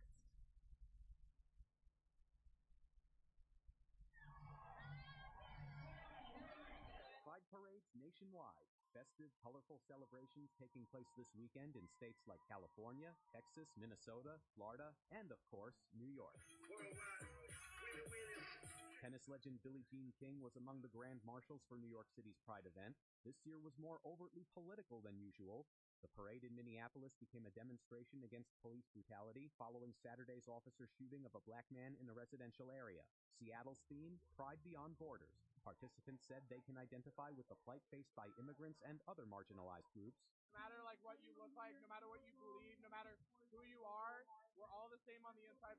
Some parade goers believe LGBTQ progress has taken a step back since President Trump's inauguration, pointing to the ban on transgender people serving in the military and the Supreme Court siding with a Colorado baker who refused to make a cake for a same-sex wedding. But other people are using those setbacks as motivation to push even harder for gay rights. I think we need this to kind of build our spirits up and, like show ourselves that there is a community that accepts us. Pride Month goes far beyond the U.S. Massive parades also held in Israel, Greece, Chile, Mexico, and Brazil. Most events are held at the end of Pride Month to commemorate the June 1969 police raid at New York's Stonewall Inn. That launched the national gay rights movement. In New York, Steve Rappaport, Fox News.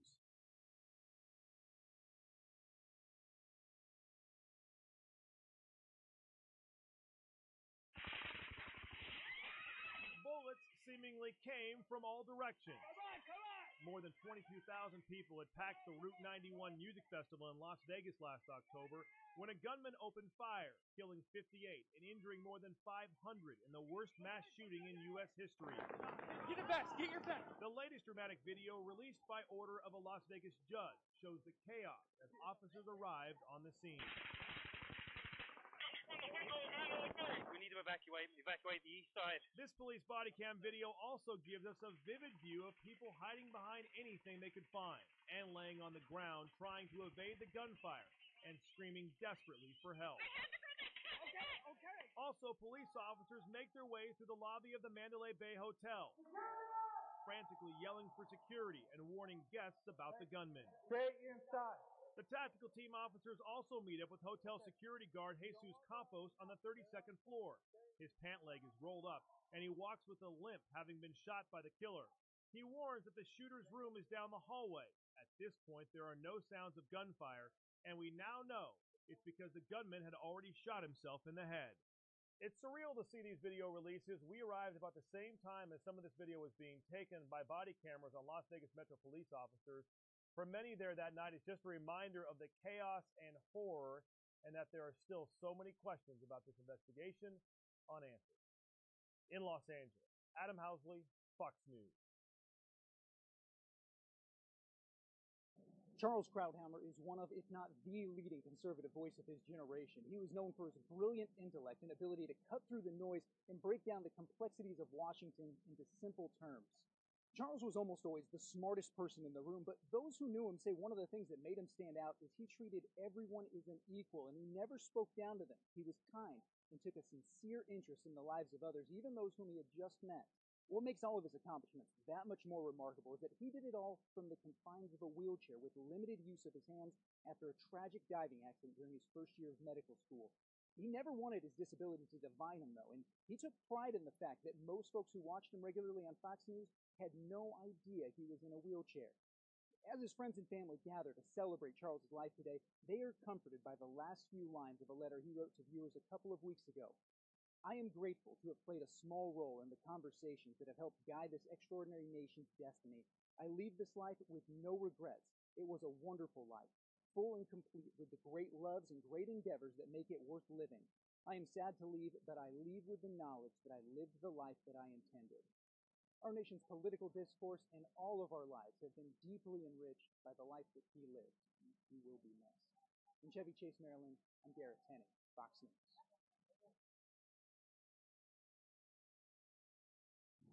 And that family has been searching for the driver involved all day long. Not the driver that they said did this, but the guy that chased him down. Every time I look at the pictures, I just start crying. How do you hit someone and cause that kind of an accident and not stay to see that they're okay? Mom, Terry Melendez, is hugging her 3-year-old daughter a little tighter tonight. The family of 4 walking away with just scratches and bruises after another car allegedly did this, rocketing the family's car airborne into thick trees and brush. It was also fast. I feel like I heard it more than I felt it. Troopers say Melendez's husband saw it coming. He says it was an out-of-control white Volkswagen in his rear mirror. I did was tell my wife, brace yourself. Then, impact. There was no stopping. It just completely hit us, and we said started swerving between the lanes. And then once we hit the grass, it just took off from there. We flipped. Their Nissan Versa turning upside down, rolling over, landing in the thicket off the side of I-95. Both of my girls were covered in blood. Troopers say the other driver never stopped. And now that mom is on a desperate search because the story doesn't end there. FHP says a witness followed after the suspected vehicle, calling in deputies. Just nice to know that someone cared enough and wanted to see that this person, answered for what they did. And now, 53-year-old Juan Enrique Hollingsworth Sosa is behind bars. Both the family and FHP applauding the witness for helping troopers. After we spoke with that family today, FHP helped us track down that witness. He lives in Deerfield Beach. We couldn't get him on the phone today, but the family says he will be getting a thank you letter in the mail. In Brevard County, Heather Gustafson, Fox 35 News.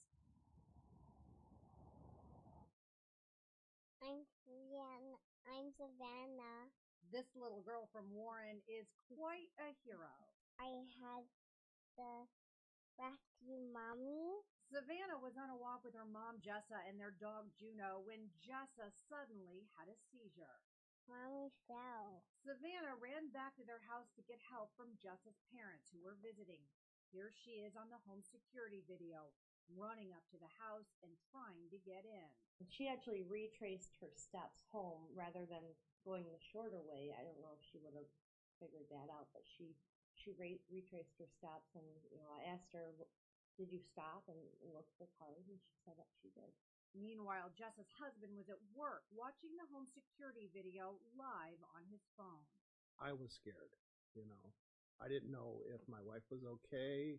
I was scared that my daughter ran home by herself. She was over a block and a half away. We're still a little bit shocked that she was able to find her way home because we've never talked to her about it. And she doesn't go on a ton of walks. And the fact that she could pick out our house because they all look the same. A neighbor saw Jessa fall and called 911.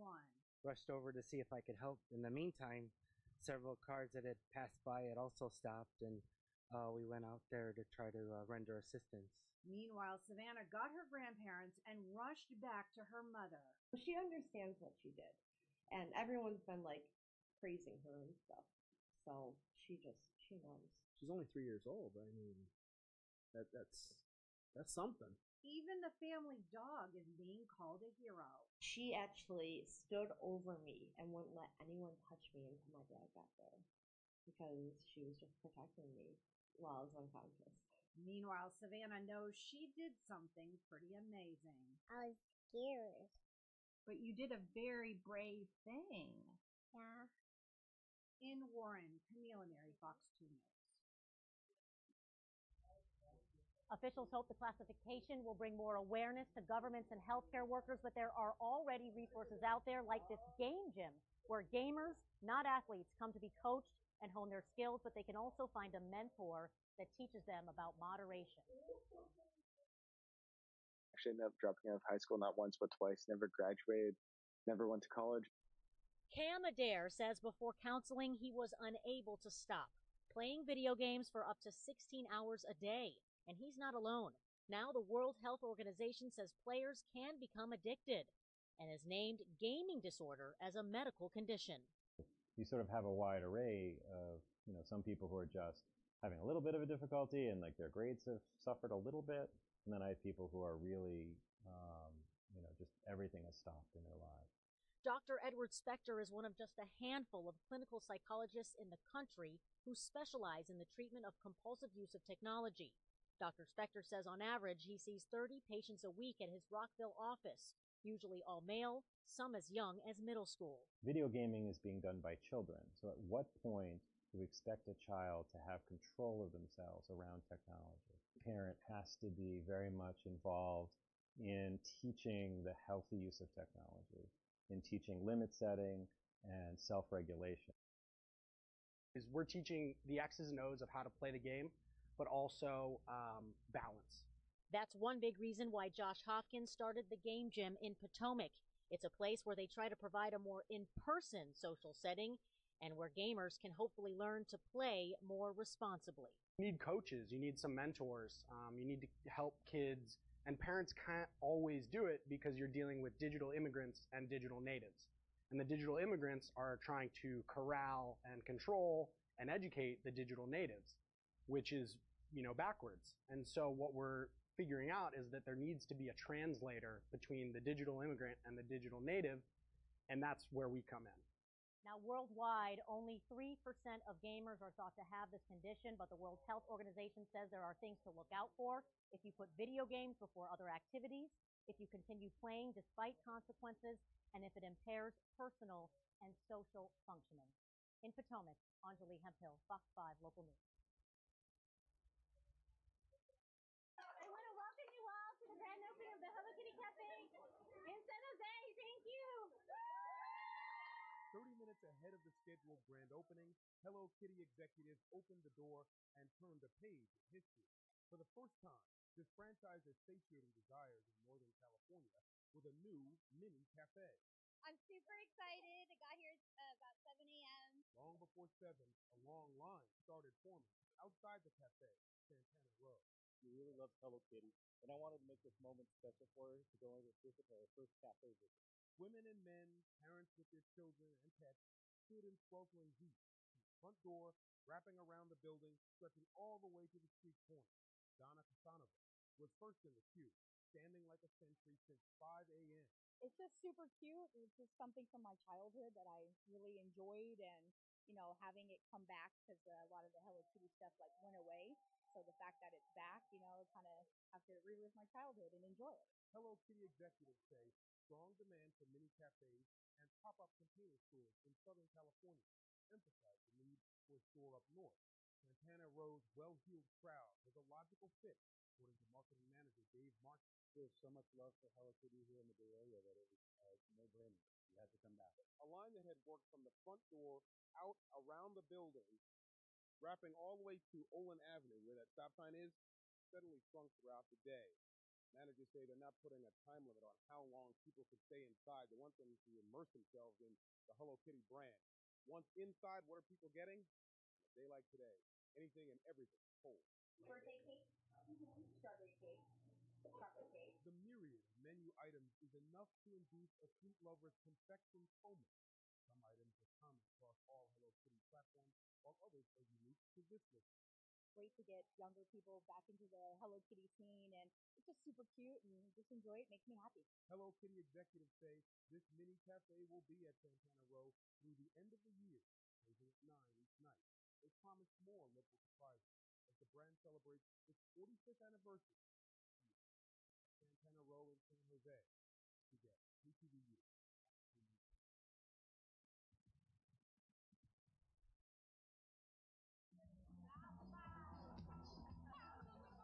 A colorful, lively, and joyous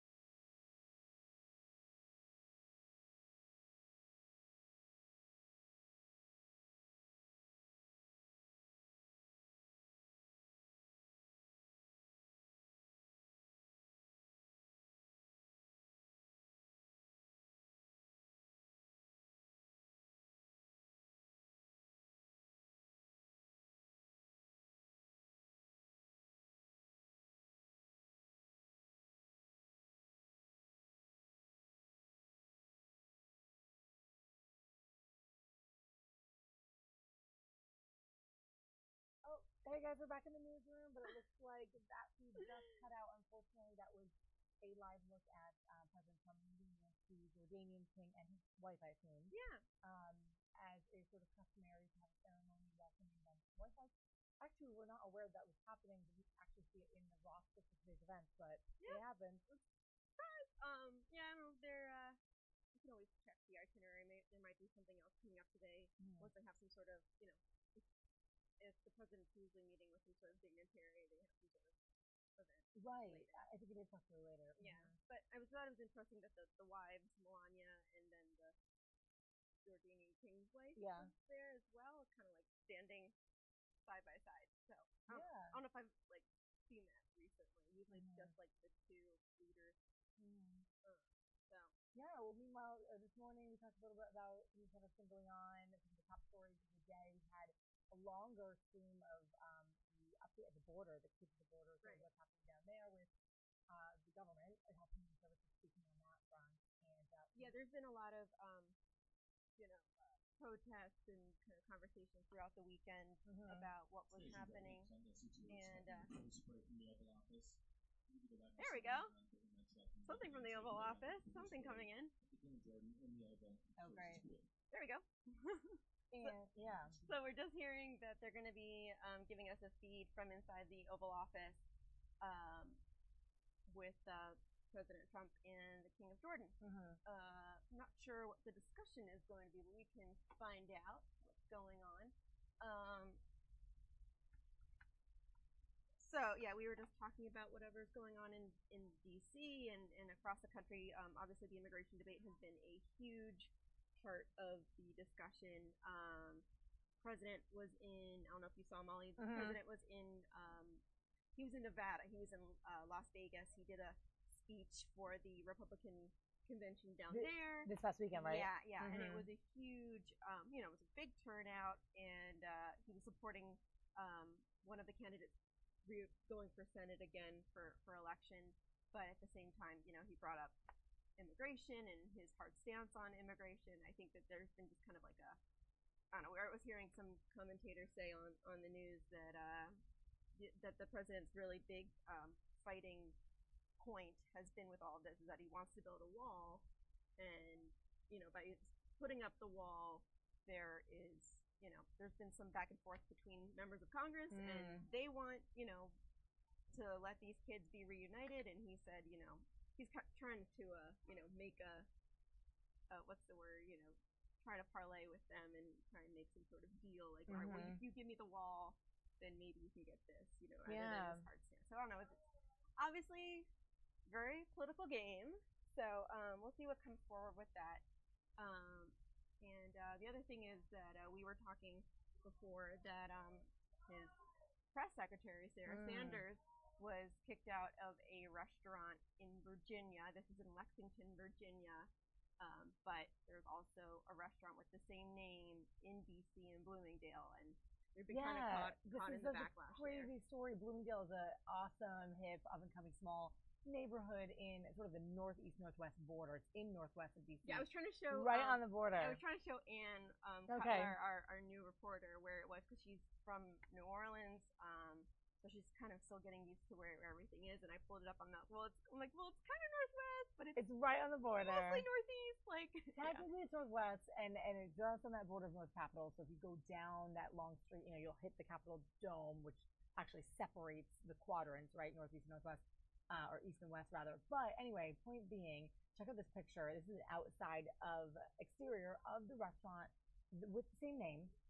That Sarah Sanders was kicked out of in Virginia. That was in deep Virginia. This one got the backlash because it has the same name, and it's in DC, and it's such a bummer because you can see sort of, actually, Sam, you kind of pieced this photo together with the original official tweet on the upper right corner of your screen there. That's what the restaurant, our restaurant in DC, tweeted out, just saying, hey guys, we're not them.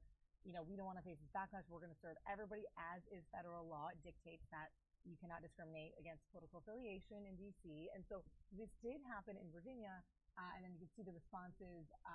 Sam has rightfully kind of X'd out their names. There were some other ones too that kind of just made up, like people pretending that they had eaten there, they say, terrible service, Right. or the food was bad. And these were Yelp reviews and or sort of just tweets Facebook, against the restaurant. yeah. And really unfortunately, too, this restaurant has been dealing with some physical damage and threats as well. So it's not just sort of an online electronic uproar presence. Right. It's a physical in-person thing. And you just feel for the owners and the chef, whom I'm actually familiar with. Some of us in DC kind of know that family who kind of runs the restaurant and the chef and stuff. And he's been dealing with a lot this weekend. And he even put out his own personal, I think, Instagram posts and tweets kind of talking about what it's been like this weekend and how he's sort of pushing through it. And you just feel for this restaurant like this. And the fact that we're so politically divided in general, everyone is just up in arms. It's a real big bummer. Yeah. It's hard to see like a local restaurant kind of get mistaken. I want to say there was some sort of instance I was thinking of recently that there was some sort of incident of like some local place getting caught up in the backlash of something else, and I can't remember what it was. It was in my mind last night when I was working on this story, but it's kind of escaped me. But the other restaurant in Virginia and Lexington is a local restaurant too, and there was a tweet that someone brought up. I think it was Britt McHenry brought up because somebody was listing who the like food sources were for this restaurant in Lexington, like to boycott them. So it kind of like trickles out the way that these kind of it does. Yeah, like, and they're all like they were all local. At that restaurant in Virginia, they're a locally owned business. They don't have the same regulations that DC does because DC has more strict city regulations on who can be what's the word? You can't. They have to serve everyone. It's an equal opportunity kind of place, whether you're, regardless of your political affiliations, gender, race, sex, all that stuff. So DC's more regulated than that, and this private business in Lexington made their own decision. You can debate that however you want, but now all these other local businesses that partner with them, because it's a local source restaurant, they're a farm-to-table restaurant in Lexington. So there was some sort of listing that came out of which farms work with them, and that people should boycott those places, but they're all small businesses too. Like they're gonna work with, I think places in Lexington and Winchester, Virginia, and those are all, small towns, people trying to make a living. Right. And they don't want to get caught up in politics either, but it's so amazing how it became, and it kind of is now still an ongoing debate about that choice for the small business and these small farms and businesses to make this choice. But then on the side, the craziest thing to me is this Innocent Bystander, which is our restaurant in DC. Right. Happens to have the same name. And then they got eggs. Poor guys. They got and eggs today. This is the background you see guys right there with the hen. They did. Unfortunately we had our reporter Bob Barnard out there this morning, and there were pictures of the detriment, the I'm gonna pull up their the statement door as well that was on this. Yeah, so their door was you could see like the egg yolks, and just really disgusting response from whoever may have done that to this poor Innocent Bystander restaurant. So you really feel for them. You know they're going to rise above it because they're amazing and gracious restaurant, but they're going to have to sort of clean that up and get on with service. Yeah, this is from over the weekend. This is the post that you could see in that photo there. I just wanted to bring it up a little bit. This is their tweet, or their original tweet. Yeah, this is their original posting about it. It said, "Good morning. The press secretary was at the unaffiliated Red Hen in Lexington, Virginia last night, not at this restaurant." And then they went into the definition of unaffiliated, which is not officially attached to or connected with an organization or group. And businesses located in DC are prohibited. This is what I was talking about before. Businesses in DC are prohibited from discriminating against anyone because of their political affiliation.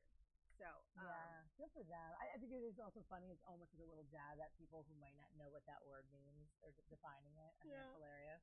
I mean, they're taking it with a little bit of definitely a lot of grace and a little bit of humor, which is great. But it's such a bummer to see any physical destruction to something like that. Yeah. When it comes to politics, like and I remember mistaken identity. Yeah, I remember what happened. This is what I was thinking of. So we talked about this a while ago, back in like December. I went to a college in Massachusetts, women's college, and it has a lot of more liberal stance and kind of outlook, and it got kind of caught up with some of these a professor made some comments, I think, about the president, and everyone who supports the president kind of reacted by giving the college 1-star reviews, even though, I mean, it was a mistaken identity. It was the college. It was actually. Yeah, but then people do that. People retaliated by it's like, I would never send my daughter here. And then some people who didn't understand that it was a women's college, they're like, even if they're a male person, they said that I wouldn't go there, and there were everybody. I just think it's interesting how social media kind of I mean, we work in social media, so here we go. But it's sort of spiraling downward. Right. I mean, I just feel like it's a blessing and a curse. We can have these conversations here. We can, be here for you guys and have this debate and this conversation, and I don't know, look at things from different angles. But then at the same time, it could be a weapon of mass destruction in a lot of ways. So we're gonna have to keep you posted. I think we have some reporters that we're sending out today, at least to follow up on the story and see sort of where they go from here, and talk to the owner of that restaurant, the one here in DC, and go with that, and hopefully things get better and they are able to clean it up and move on. But yeah, what's the news for this weekend? And you had to kind of deal with that being here this weekend. Yeah, it was tough writing the stories. Yeah, I mean, there was a lot going on. There was this story, and then there was a story in a similar but different tone of this woman, a transgender woman in DC, who was removed from a DC restaurant, and because, as we said in this little excerpt from the Red Hen in DC, that businesses in DC are prohibited from discriminating against anyone because of their political affiliation. Gender discrimination is the same. And this woman was kicked out of this restaurant in DC because she is transgender, but went to go use the women's restroom as she identifies, and happens to be a spokesperson for the Human Rights Campaign, very well connected within the LGBT community, and the managers and staff demanded to see her ID before she went into the restroom. She refused because her law is not required to do so. And then when she came out of the bathroom, they still demanded to see her ID. The bouncer kicked her out, and then she called the police. And then Chelsea Clinton responded. The mayor responded. I saw the mayor. Some of the Human Rights Campaign staff that she's affiliated and very close to, they responded as well. So there's been kind of like this tit-for-tat conversation about who can be served in a restaurant, why they can be served, who can discriminate against who, and I don't know. I mean, there have been a lot of things. Like, it wasn't just Sarah Sanders. Christian Nielsen with the Department of Homeland Security was verbally attacked while she was eating dinner a couple of weeks ago in the middle of all this immigration debate stuff. So, all different directions. Yeah, and DC is such like a, everybody's got opinion about. I mean, we're such a. I mean, I forget what the ratio is, but we're one of the highest educated concentration of people in an entire city, and because of that, everybody has an opinion about something. So. Yeah, very interesting. I believe that we're also sending someone out to kind of more fully investigate that situation at the Rum Bar, which is in the Chinatown area of DC. Yeah, like Penn Quarter. Yeah, so more on that to come. Hopefully we'll have a story up on that a little more in depth if we can talk to them. But yeah, a lot of that stuff happened this weekend, which is a bummer. Kind of busy. Not a good look for DC. Kind of tough, yeah. But I can share some happy news. Okay. The zoo panda I heard that might be pregnant, maybe. Mei Shang might be pregnant. She had kind of like a false alarm like about a year ago, and she has had a couple of babies, but exhibiting some signs. Yeah, but pandas can show fake signs because their hormones start to do their thing for one reason or another, and whether they're pregnant or not, they start to kind of feel and act like they're pregnant. But hopefully. We like baby pandas here in DC. Yeah, we'll see. Yeah, so we'll see. Always excited to announce that. But the thing is that baby pandas are so teeny tiny that you can't. Oh, for them to even know. Yeah, they can't do like a proper ultrasound, so it's just her exhibiting like acting pregnant signs, like being tired, not eating as much. So we'll see. Maybe good news. Good. All right. Well. that is sort of the morning portion of our stream, guys. We're gonna see kind of what happens next. I don't know if we have much coming up now, but yeah, let's. I mean, yeah, we can check around and see. I might be back in a little bit with some more news for everybody. Thanks for hanging out and watching. Thanks for chatting, Mom. We Yeah, appreciate it for carrying over into my section of the day. Yeah, we're gonna go look into what's next for tonight and what's next for this week and tomorrow. We have a busy month coming up, and just busyness in general in our station. We have obviously the World Cup goes on through mid-July, and then the All-Star game comes to Nats Park in DC. So we have a lot of sports stuff going on in July, busy summer, and a lot of other things happening, and we'll see. So yeah, check back in with us. All right, guys.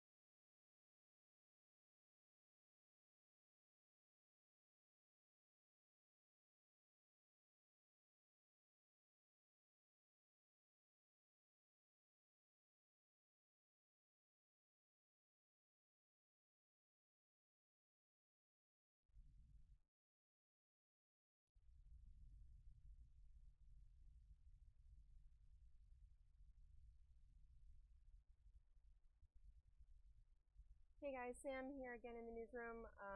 Again, I think you heard us mentioning before anybody's watching, President Trump is meeting with the King of Jordan right now, and we got this is from a little while ago, from today, not live, but President Trump speaking with the Jordanian king. So we're going to go right into that. So I am very happy with that one. That's probably the nicest compliment I've been given in a long time.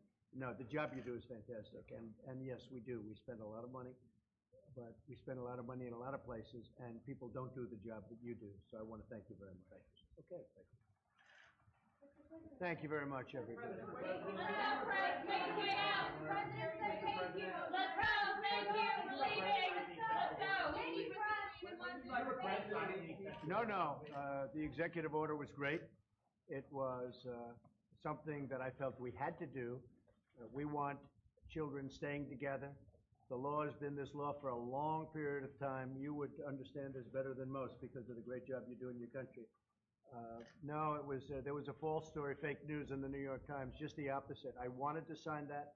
In fact, I was saying yesterday before I read this phony story in the New York Times that that I was very, very happy that I signed that. And it also, it shows, you know, we're all talking about humanity, whether it's what you're doing in Jordan or whether it's what we're doing here. The laws are obsolete. The laws are horrible, having to do with the border, both in terms of security and in terms of taking care of people. President Obama had a big problem. In fact, a lot of the pictures used, they thought would be, I guess, I don't know what you folks did. You used pictures from 2014. They were all taken during the Obama administration. But the Bush administration had the same. It's the same laws. They're a disaster. The laws have to be changed. And whether it's North Korea or whether it's so many different things like trade, we're taking care of a lot of problems that should have been taken care of over the years. Well, one of the highest on the list is immigration, and we have to change our laws. We have to make them sensible. They came in to see me last week. They said, we'd like to hire 5,000 more judges. 5,000. You ever hear of a thing like that? Judges. Well, we're appointing 145 judges here, and everyone goes through this extreme vetting process. Talking about 5,000. Where do you find 5,000 people to be judges? And you know what it leads? It leads to graft. It leads to a lot of other things. We want a system where when people come in illegally, they have to go out. And a nice, simple system that works. You know, Mexico holds people for 4 hours, for 5 hours, for 2 hours, and they're gone. We have people for 4, 5, 6 years, and they never leave. So we want to have a great immigration. What we have is very simple. We want strong borders, and we want no crime. Strong borders, we want no crime. The Democrats want open borders, and they don't care about crime. And they don't care about our military. I care about our military. That's what we want, and that's what we're going to get. And we're going to get it sooner than people think. Thank you very much. Thank you, everybody. Thank you. Thank you. All right, let's go, guys. Make your way out. Let's go. Come on, let's go. Thank you all very much. Your Majesty, are the chances for peace better in the Middle East? What about the Middle East for peace better? Thank you. Thank you. We're doing very well in the Middle East. Let's go. We're doing very well in the Middle East, yes. Thank you. Thank you very much. When do you expect to release that plan? Thank you, Press. When do you want to release the Middle East peace plan? I can only say this, and His Majesty knows we're doing very well in the Middle East. A lot of progress has been made in the Middle East, a lot. And it really started with the end of the horrible Iran deal. That deal was a disaster. And things are a lot different since we ended that. A lot different. Thank you all very much. All right, everybody. Thank you. We're leaving now. Thank you. Let's leave the room. Please exit. Come on, let's go.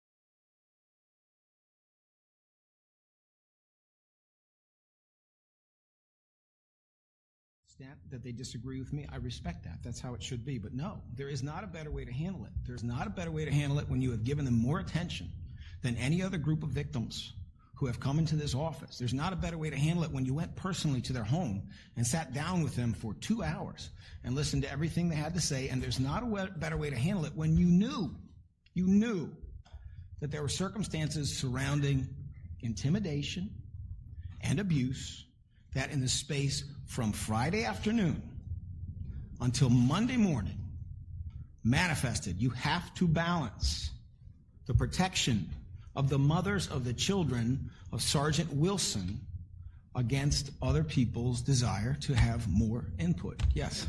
Had the defendant turned down their plea, would you have stopped at that penalty? That is not an issue before me. But happened. It's not an issue before me. Yes, sir. Did you have a conversation with Commissioner Ross? Did you consult him at all in this case? If so, what did he say? I spoke to Commissioner Ross shortly after we learned that the defendants would, in fact, plead guilty. I spoke to him at length. I told him everything that was going on. And then I had another communication with him later as reports of intimidation, pressure, abuse were coming in. I left a lengthy telephone message with the commissioner, whom I respect very much, asking him to intervene and make sure that as much as possible the mothers of this slain officer's children were protected. I have not spoken to him since. I have seen some report on social media that he actually made some calls. My understanding is he called the FOP, and he made those calls for the purpose of trying to make sure that the mothers of Officer Wilson's children were not inappropriately pressured. Have you asked the police department to protect the mothers of Mr. Wilson, or have you sent your folks to protect the mothers of Mr. Wilson? Is that what you were dealing with as you left? We are taking a number of measures, and they have included contact with people in the police department to make sure they are protected. That much I will say. Did the police commissioner have an outcome that he favored either way? Was he in favor of the death penalty, or did he support your initiative to seek a plea deal? My understanding from what I've read in the media, frankly, is that the police commissioner was in favor of the death penalty in this particular case. I know that he has complicated, mixed feelings about the death penalty in general. I want you to know I have great respect for this police commissioner. I do not expect everyone to agree with me, but I have great respect for this police commissioner. Just to clarify something real quickly, how many members of the family do you work with? The mothers of his children, that's 2. And then the grandmother and the sister, that's 4. Are there others that you consulted with? Well, I can tell you that in my meeting with the family back in February, there were almost 25 people in that house, some of whom were, in fact, relatives, some of whom consider themselves to be close to the sergeant, but were not technically speaking relatives. I must also differ with you when you suggest that the mothers are 2 people. The mothers stand in the shoes of their children. Those mothers are 4 people. The children are minors? The children are minors, yes. So the two ladies, they represent how many people? I'm just trying to get it. Any mother represents their minor child as well. Just numbers of children. Is that 3 children, 4 children, 2 children? It is very important for me that we are able to observe the promises that I made to these mothers, which was to make sure that those children were as anonymous as possible and that the mothers were as anonymous as possible so that these children can recover from this trauma, they can move on and not forever be identified as the children of a fallen officer. And I'm going to honor that by respectfully not answering further. You recognize them as having practices? The law in Pennsylvania recognizes that when there is a death and there is no will left, the first people you look to help are the children, and the second people you look to help are generally the spouses. You only start talking about grandparents and brothers and sisters if those people don't exist. The law recognizes as well, in the context of custody, that the relationship between a parent and a child is more important than the relationship between a child and a grandparent. So I would say arguably yes, they are the next of kin, they are the closest kin, and they are also people who told me they did not want this office to pursue the death penalty so long as there was a plea to life without the possibility of parole, which is exactly what we did. Yes, sir. Can you reiterate your argument in court around why you want to seek the death penalty? I can. Maybe I can do a truncated version, but there are a variety of good reasons. One of the primary ones is that the result here is entirely consistent with what has been done in Philadelphia, not only in the last 20 years, but by all indications in the last 100 years. There have been, in the last 20 years, a total of one person charged with the killing of a police officer who ended up on death row. And yet, if we include the case that was resolved today, you're looking at a total of 15 defendants and I believe 11 officers who were killed in that course. So the reality is that the outcome under Lynn Abraham, who said that she was passionate about the death penalty, was no difference than this. It is also the case that in many of those instances, the district attorneys, if not all, offered what was offered here, which is if you will accept life without the possibility of parole, we will not pursue the death penalty. If we look to the last 100 years, my information from the Death Penalty Information Center, and yes, we did all this work while we were making our decisions. My answer from the Death Penalty Information Center is that they believe there have only been 2 death sentences in the last 100 years involving police officers. I think that may actually be 3, because it may be that Mumia Abu Jamal was the 3rd. However, that death sentence was overturned by a court of appeals several years ago, at which time the surviving wife of the officer who was killed determined she did not want to pursue the death penalty anymore for exactly the reasons we're talking about, which is she wanted closure. The reality is a very big part of this decision was to make it so the chance of these children seeing the video was reduced, which is what their mothers wanted, was to make it so the re-traumatizing effect of a lengthy and highly public trial was reduced, and perhaps most importantly, was to make it so that for the next 25, 30, 35 years, as there's hearing after hearing after hearing, which is what happens when you have a conviction at a trial, and it's what happens especially when you have a death penalty verdict, those children were not constantly reminded and re-traumatized of this event, made to go to court, caused concern, rightly or wrongly, that there might be a freeing of the killers of their father. So a very significant portion of our decision related not only to the wishes of the mothers of the children, but also the reality of what happens when there is a conviction after a trial and the death penalty is involved. It was also based on input from Sergeant Wilson's grandmother and sister, who strongly supported the death penalty, and we honor that that is their opinion. We respect that that is their opinion, and frankly, even though I understand they may not agree with what we did, we are appreciative that we had that input in so much detail such a long time ago, and that we have their input today. The decision is also based on an in-depth knowledge of the case. We know all the ins and outs. I'd seen the video in detail. Everyone else on the committee had seen the video. We knew exactly how grave and serious and horrible this case was, but ultimately, on top of all of that, we cannot ignore the reality. The reality is there has been no execution against the will of a defendant since 1962, when I was 1 year old. None. 0. People who get a death sentence in Pennsylvania die of natural causes in custody. And they do that whether they have a sentence of death by incarceration, which is life without the possibility of parole, or they have a sentence of death. It's the same outcome. The difference is a re-traumatization of survivors and people who are in the case, an enormous waste of money, because the death penalty has in fact consumed about $1 billion in the last 50 years without a single execution against their will. And it involves making decisions about whether that's really a good use for the money, or maybe it could be used for more officers to keep each other safe, or better equipment, or better training, or whether it might be used for the things that get at the root causes of crime. And we all know what they are, because they actually prevent crime. And they are things like public education. A choice to waste money may be a choice to endanger police officers. And frankly, if you want to really get down to it, when did the death penalty prevent this outcome? When did the death penalty prevent this outcome? The death penalty has not stopped it here. The death penalty has not stopped it in the past, and every bit of scientific evidence indicates that it's not going to stop it in the future. So one of my obligations under oath is to try to keep people safe, and therefore we have to look at what might work instead of looking at what definitely does not work. I mean, if the outcome is the same, either case, death penalty or death just of natural causes in prison, is the difference then how those prisoners are treated in the general population versus death row? Is that a concern, or does that play a part in the role? Because some of the family members are saying they'd rather than be on death row, have less movement, less freedom than general population where they're treated differently?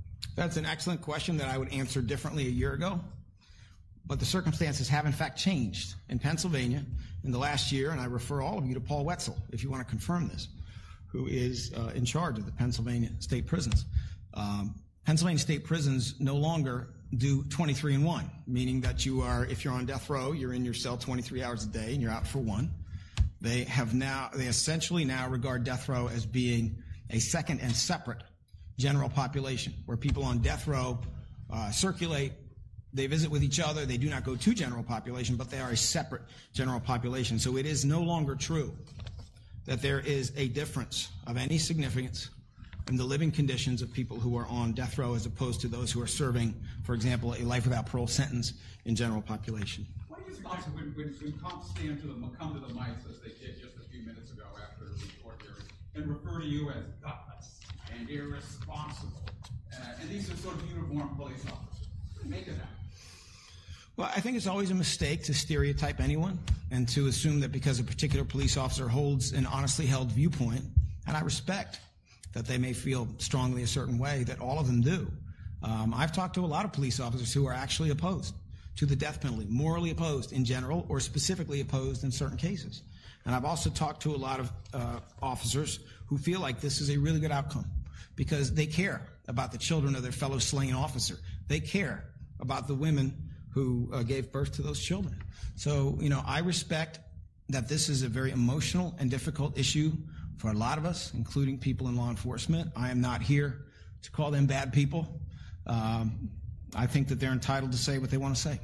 So, it's clear in the court today two things are up play with the family: anger over not taking the death penalty, but just more the sense of feeling disrespected by your office, of not being listened to, of not being treated with the proper respect. So two questions. One, how do you think that reflects on your leadership and your office's handling of the case? And then two, is there any consideration to giving today a continuance and to allow the family more time to prepare and ingest your decision? You may have noticed that the mothers of the children were not there. Anybody think about why that might be? Anybody think about why that might be? Did you ask them not to be there? Excuse me, let me finish, please. No, they were not asked not to be there. The mothers of the children did not want to be there because of the amount of pressure that is being improperly applied and has been improperly applied against them for a long time. They are the family. They are the closest family. And the reality is that as much as I respect what the grandmother and sister had to say, and I do, and I'm very familiar with it, having sat next to the grandmother for 2 hours in her home, something Lynn Abraham never did, something Seth Williams never did, as much as I respect what they have to say, when people don't get the result they were hoping for, they often are dissatisfied with whoever made the decision. I am not going to, in any way, make their situation worse. They are dealing with a level of pain that is, frankly, unimaginable to most of us. And the last thing I want to do is make that any more difficult. Was there ever any criticism in Michael Quarters on your transition team that Trevor Gorham and Antwon Rose were never considered? Did that pose a conflict for your office? No, it does not pose a conflict. I would mention all of you, since you covered it, if you think back to the Edward Archer case. Edward Archer was a man who was accused of and convicted of a vicious shooting of a Philadelphia police officer. That was prosecuted by my office. The defense attorney, if I recall correctly, was Michael Cord. And he was not only convicted, but this office went to court and asked for the maximum possible sentence, which was 41 years, and we got the maximum possible sentence. At that time, I did not hear any claim coming from anyone that this was a terrible conflict or anything wrong was going on. Well, that might have something to do with the fact that the people watching were happy with the result. All right? Take another look. Ron Castile, former Pennsylvania Supreme Court Justice, former prosecutor here, was also on my transition team, a person who ideologically is really in a very different place than Michael Cord, and I say that respectfully to both of them. Well, this office had to make a decision in the Mumia Abu Jamal case about whether or not the involvement of Ron Castile, when he was a prosecutor here, after that conviction occurred in a prior administration, rose to the level of requiring a new decision by the Pennsylvania Supreme Court. I don't want to bore everybody, but U.S. Supreme Court said that had to be in certain cases. And we looked at that. And we ultimately came to a decision, because we go where the evidence leads, and we try to be fair about this. We ultimately made a decision that Maureen Faulkner's position was the right one. In other words, the position of the wife of the slain officer was the right one. We ultimately came to the same position that the FOP would want. And I didn't hear anyone then saying, oh my goodness, this is a terrible conflict. There's someone on your transition team who was involved in this. The reality is that it is entirely routine, completely normal for attorneys who practice in criminal defense or who practice as prosecutors and therefore have expertise in the field are on a transition team, may even donate, may even know each other. Mr. Voci, who's our chief of homicide back here, and has done an absolutely incredible job in that capacity. Mr. Voci was a homicide prosecutor here, and then he was a defense attorney. And now he is the chief of homicide here. These are phony conflicts. There is nothing substantial to them, and the wild inconsistency in when certain people pull out their conflict card should tell you everything you want to know. DA, does it occur to you that on Friday you're announcing the victims advisory committee, and at the same time you're saying that they're not being brought into this discussion? One of them was accused of perjury, saying they lied to. How did that decision get made? How did you miss letting them ahead of time?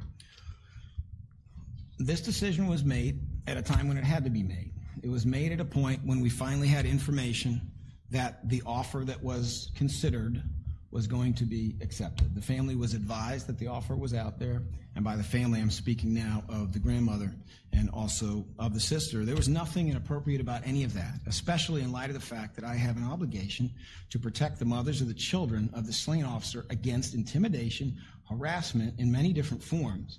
I mean, let's not forget something. Intimidation of witnesses is a crime. It is a crime. We can all act like it's insubstantial, but I'll tell you something.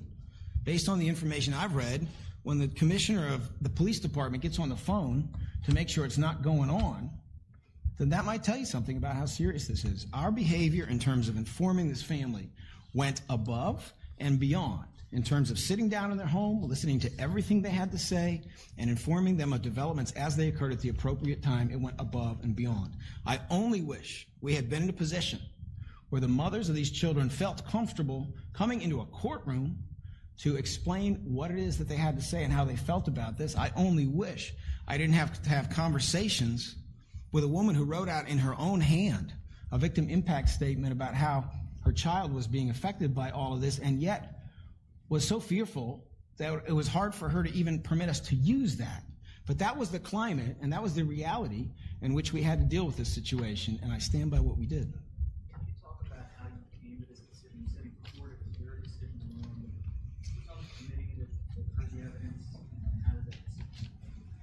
Well, ultimately, it is my decision in the sense that we have a committee, which is essentially the exact same process as happened in prior administrations. It consists of several members, just like in prior administrations, and they consider a whole lot of factors when they come to a decision.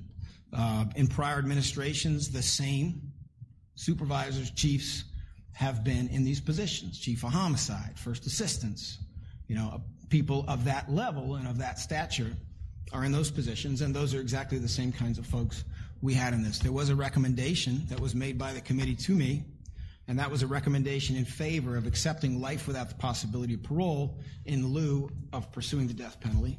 And ultimately, yes, I made the decision to accept that. Are there any other questions? Boy, I hope not. Yes, sir. When you campaign on new vision from prosecution and revolutionary prosecution, today you talk about continuing a legacy of prosecution of 100 years and the way you approach major capital cases, and should we not expect changes and reforms when it comes to these kind of cases? Well, I hope we do expect changes and reforms, because you correctly state that the campaign ran on notions of reform, and I think that we've established in many different categories that that's exactly what we're about. When I talk about what has happened with cases of this type in the last 20 years or in the last 100 years, I do so to make it clear to what extent this decision has been politicized. The reality is, if this decision was made by Lynn Abraham, who couldn't stop saying how passionate she was about the death penalty, who got 109 death penalties, I believe, during her 19 years, maybe 105, and yet, to the best of my knowledge, never pursued a death penalty for a killing of a law enforcement officer where the defendants would accept this deal. When you see that, then frankly what you're seeing is just another version of what we've seen before, which is that it may serve political purposes of some organizations to try to act like there's something unusual happening here. There isn't anything unusual happening here. This is an individual considered case according to normal principles of prosecutorial discretion, and the result appears to be exactly what it probably would have been in prior administrations. But it's not because we're doing what prior administrations did. It's because we got to the same result in our own different way. Mr. Attorney, are you concerned that the outcome might impact your relationship with law enforcement moving forward? Well, it's my hope it will help my relationship with law enforcement because, frankly, we should not stereotype anyone. I have been on the phone today with people in law enforcement in Philadelphia who are opposed to the death penalty. I have been on the phone today with people in law enforcement in Philadelphia who want to provide support for the mothers of these two children who are not happy with the treatment they have received and who, frankly, are interested in going a different direction than the leaders of an FOP that endorsed Donald Trump. This city voted 85% for Hillary Clinton, 15% for Donald Trump. The leadership of the FOP is in no way representative of how many of the rank and file feel. You may recall that the Guardian Civic League, who are the Black Officers Association in Philadelphia, not only endorsed this campaign, but when they heard that the FOP was endorsing Donald Trump, they did their own press conference to make it clear that they were not at all on the same page with what the leadership of the FOP was doing. So I don't accept for 1 minute that the rank and file police officer is opposed to a careful consideration that ultimately is consistent with what the mothers of the children of Sergeant Wilson wanted. I think we have a ton of support within the rank and file for doing the right thing, and I think we did the right thing. Last question, guys. I got just a quick technical question. Is this your first court appearance since you've been? That's a good question. I think so. I think that's right. I mean, I've been in and out of a courtroom here and there, but in terms of standing up and addressing the court on the record, I think it may be the first one. How'd it feel? Well, having done it for 30 years, 4 and 5 days a week, it felt pretty familiar. Yeah, but not as the DA. Is that a question? Yeah. How'd it feel to be the DA and address the judge and felt about the case? I mean, you know, obviously this is a very, very painful case for a lot of people. This is not a decision that we came to quickly or lightly. So you have the weight of the death of Sergeant Wilson on your shoulders. You have the reality that there are strong feelings on your shoulders. This is not a walk in the park, that we're not playing golf. So it's something that I took very seriously. Are there any other questions? All right. Thank you very much.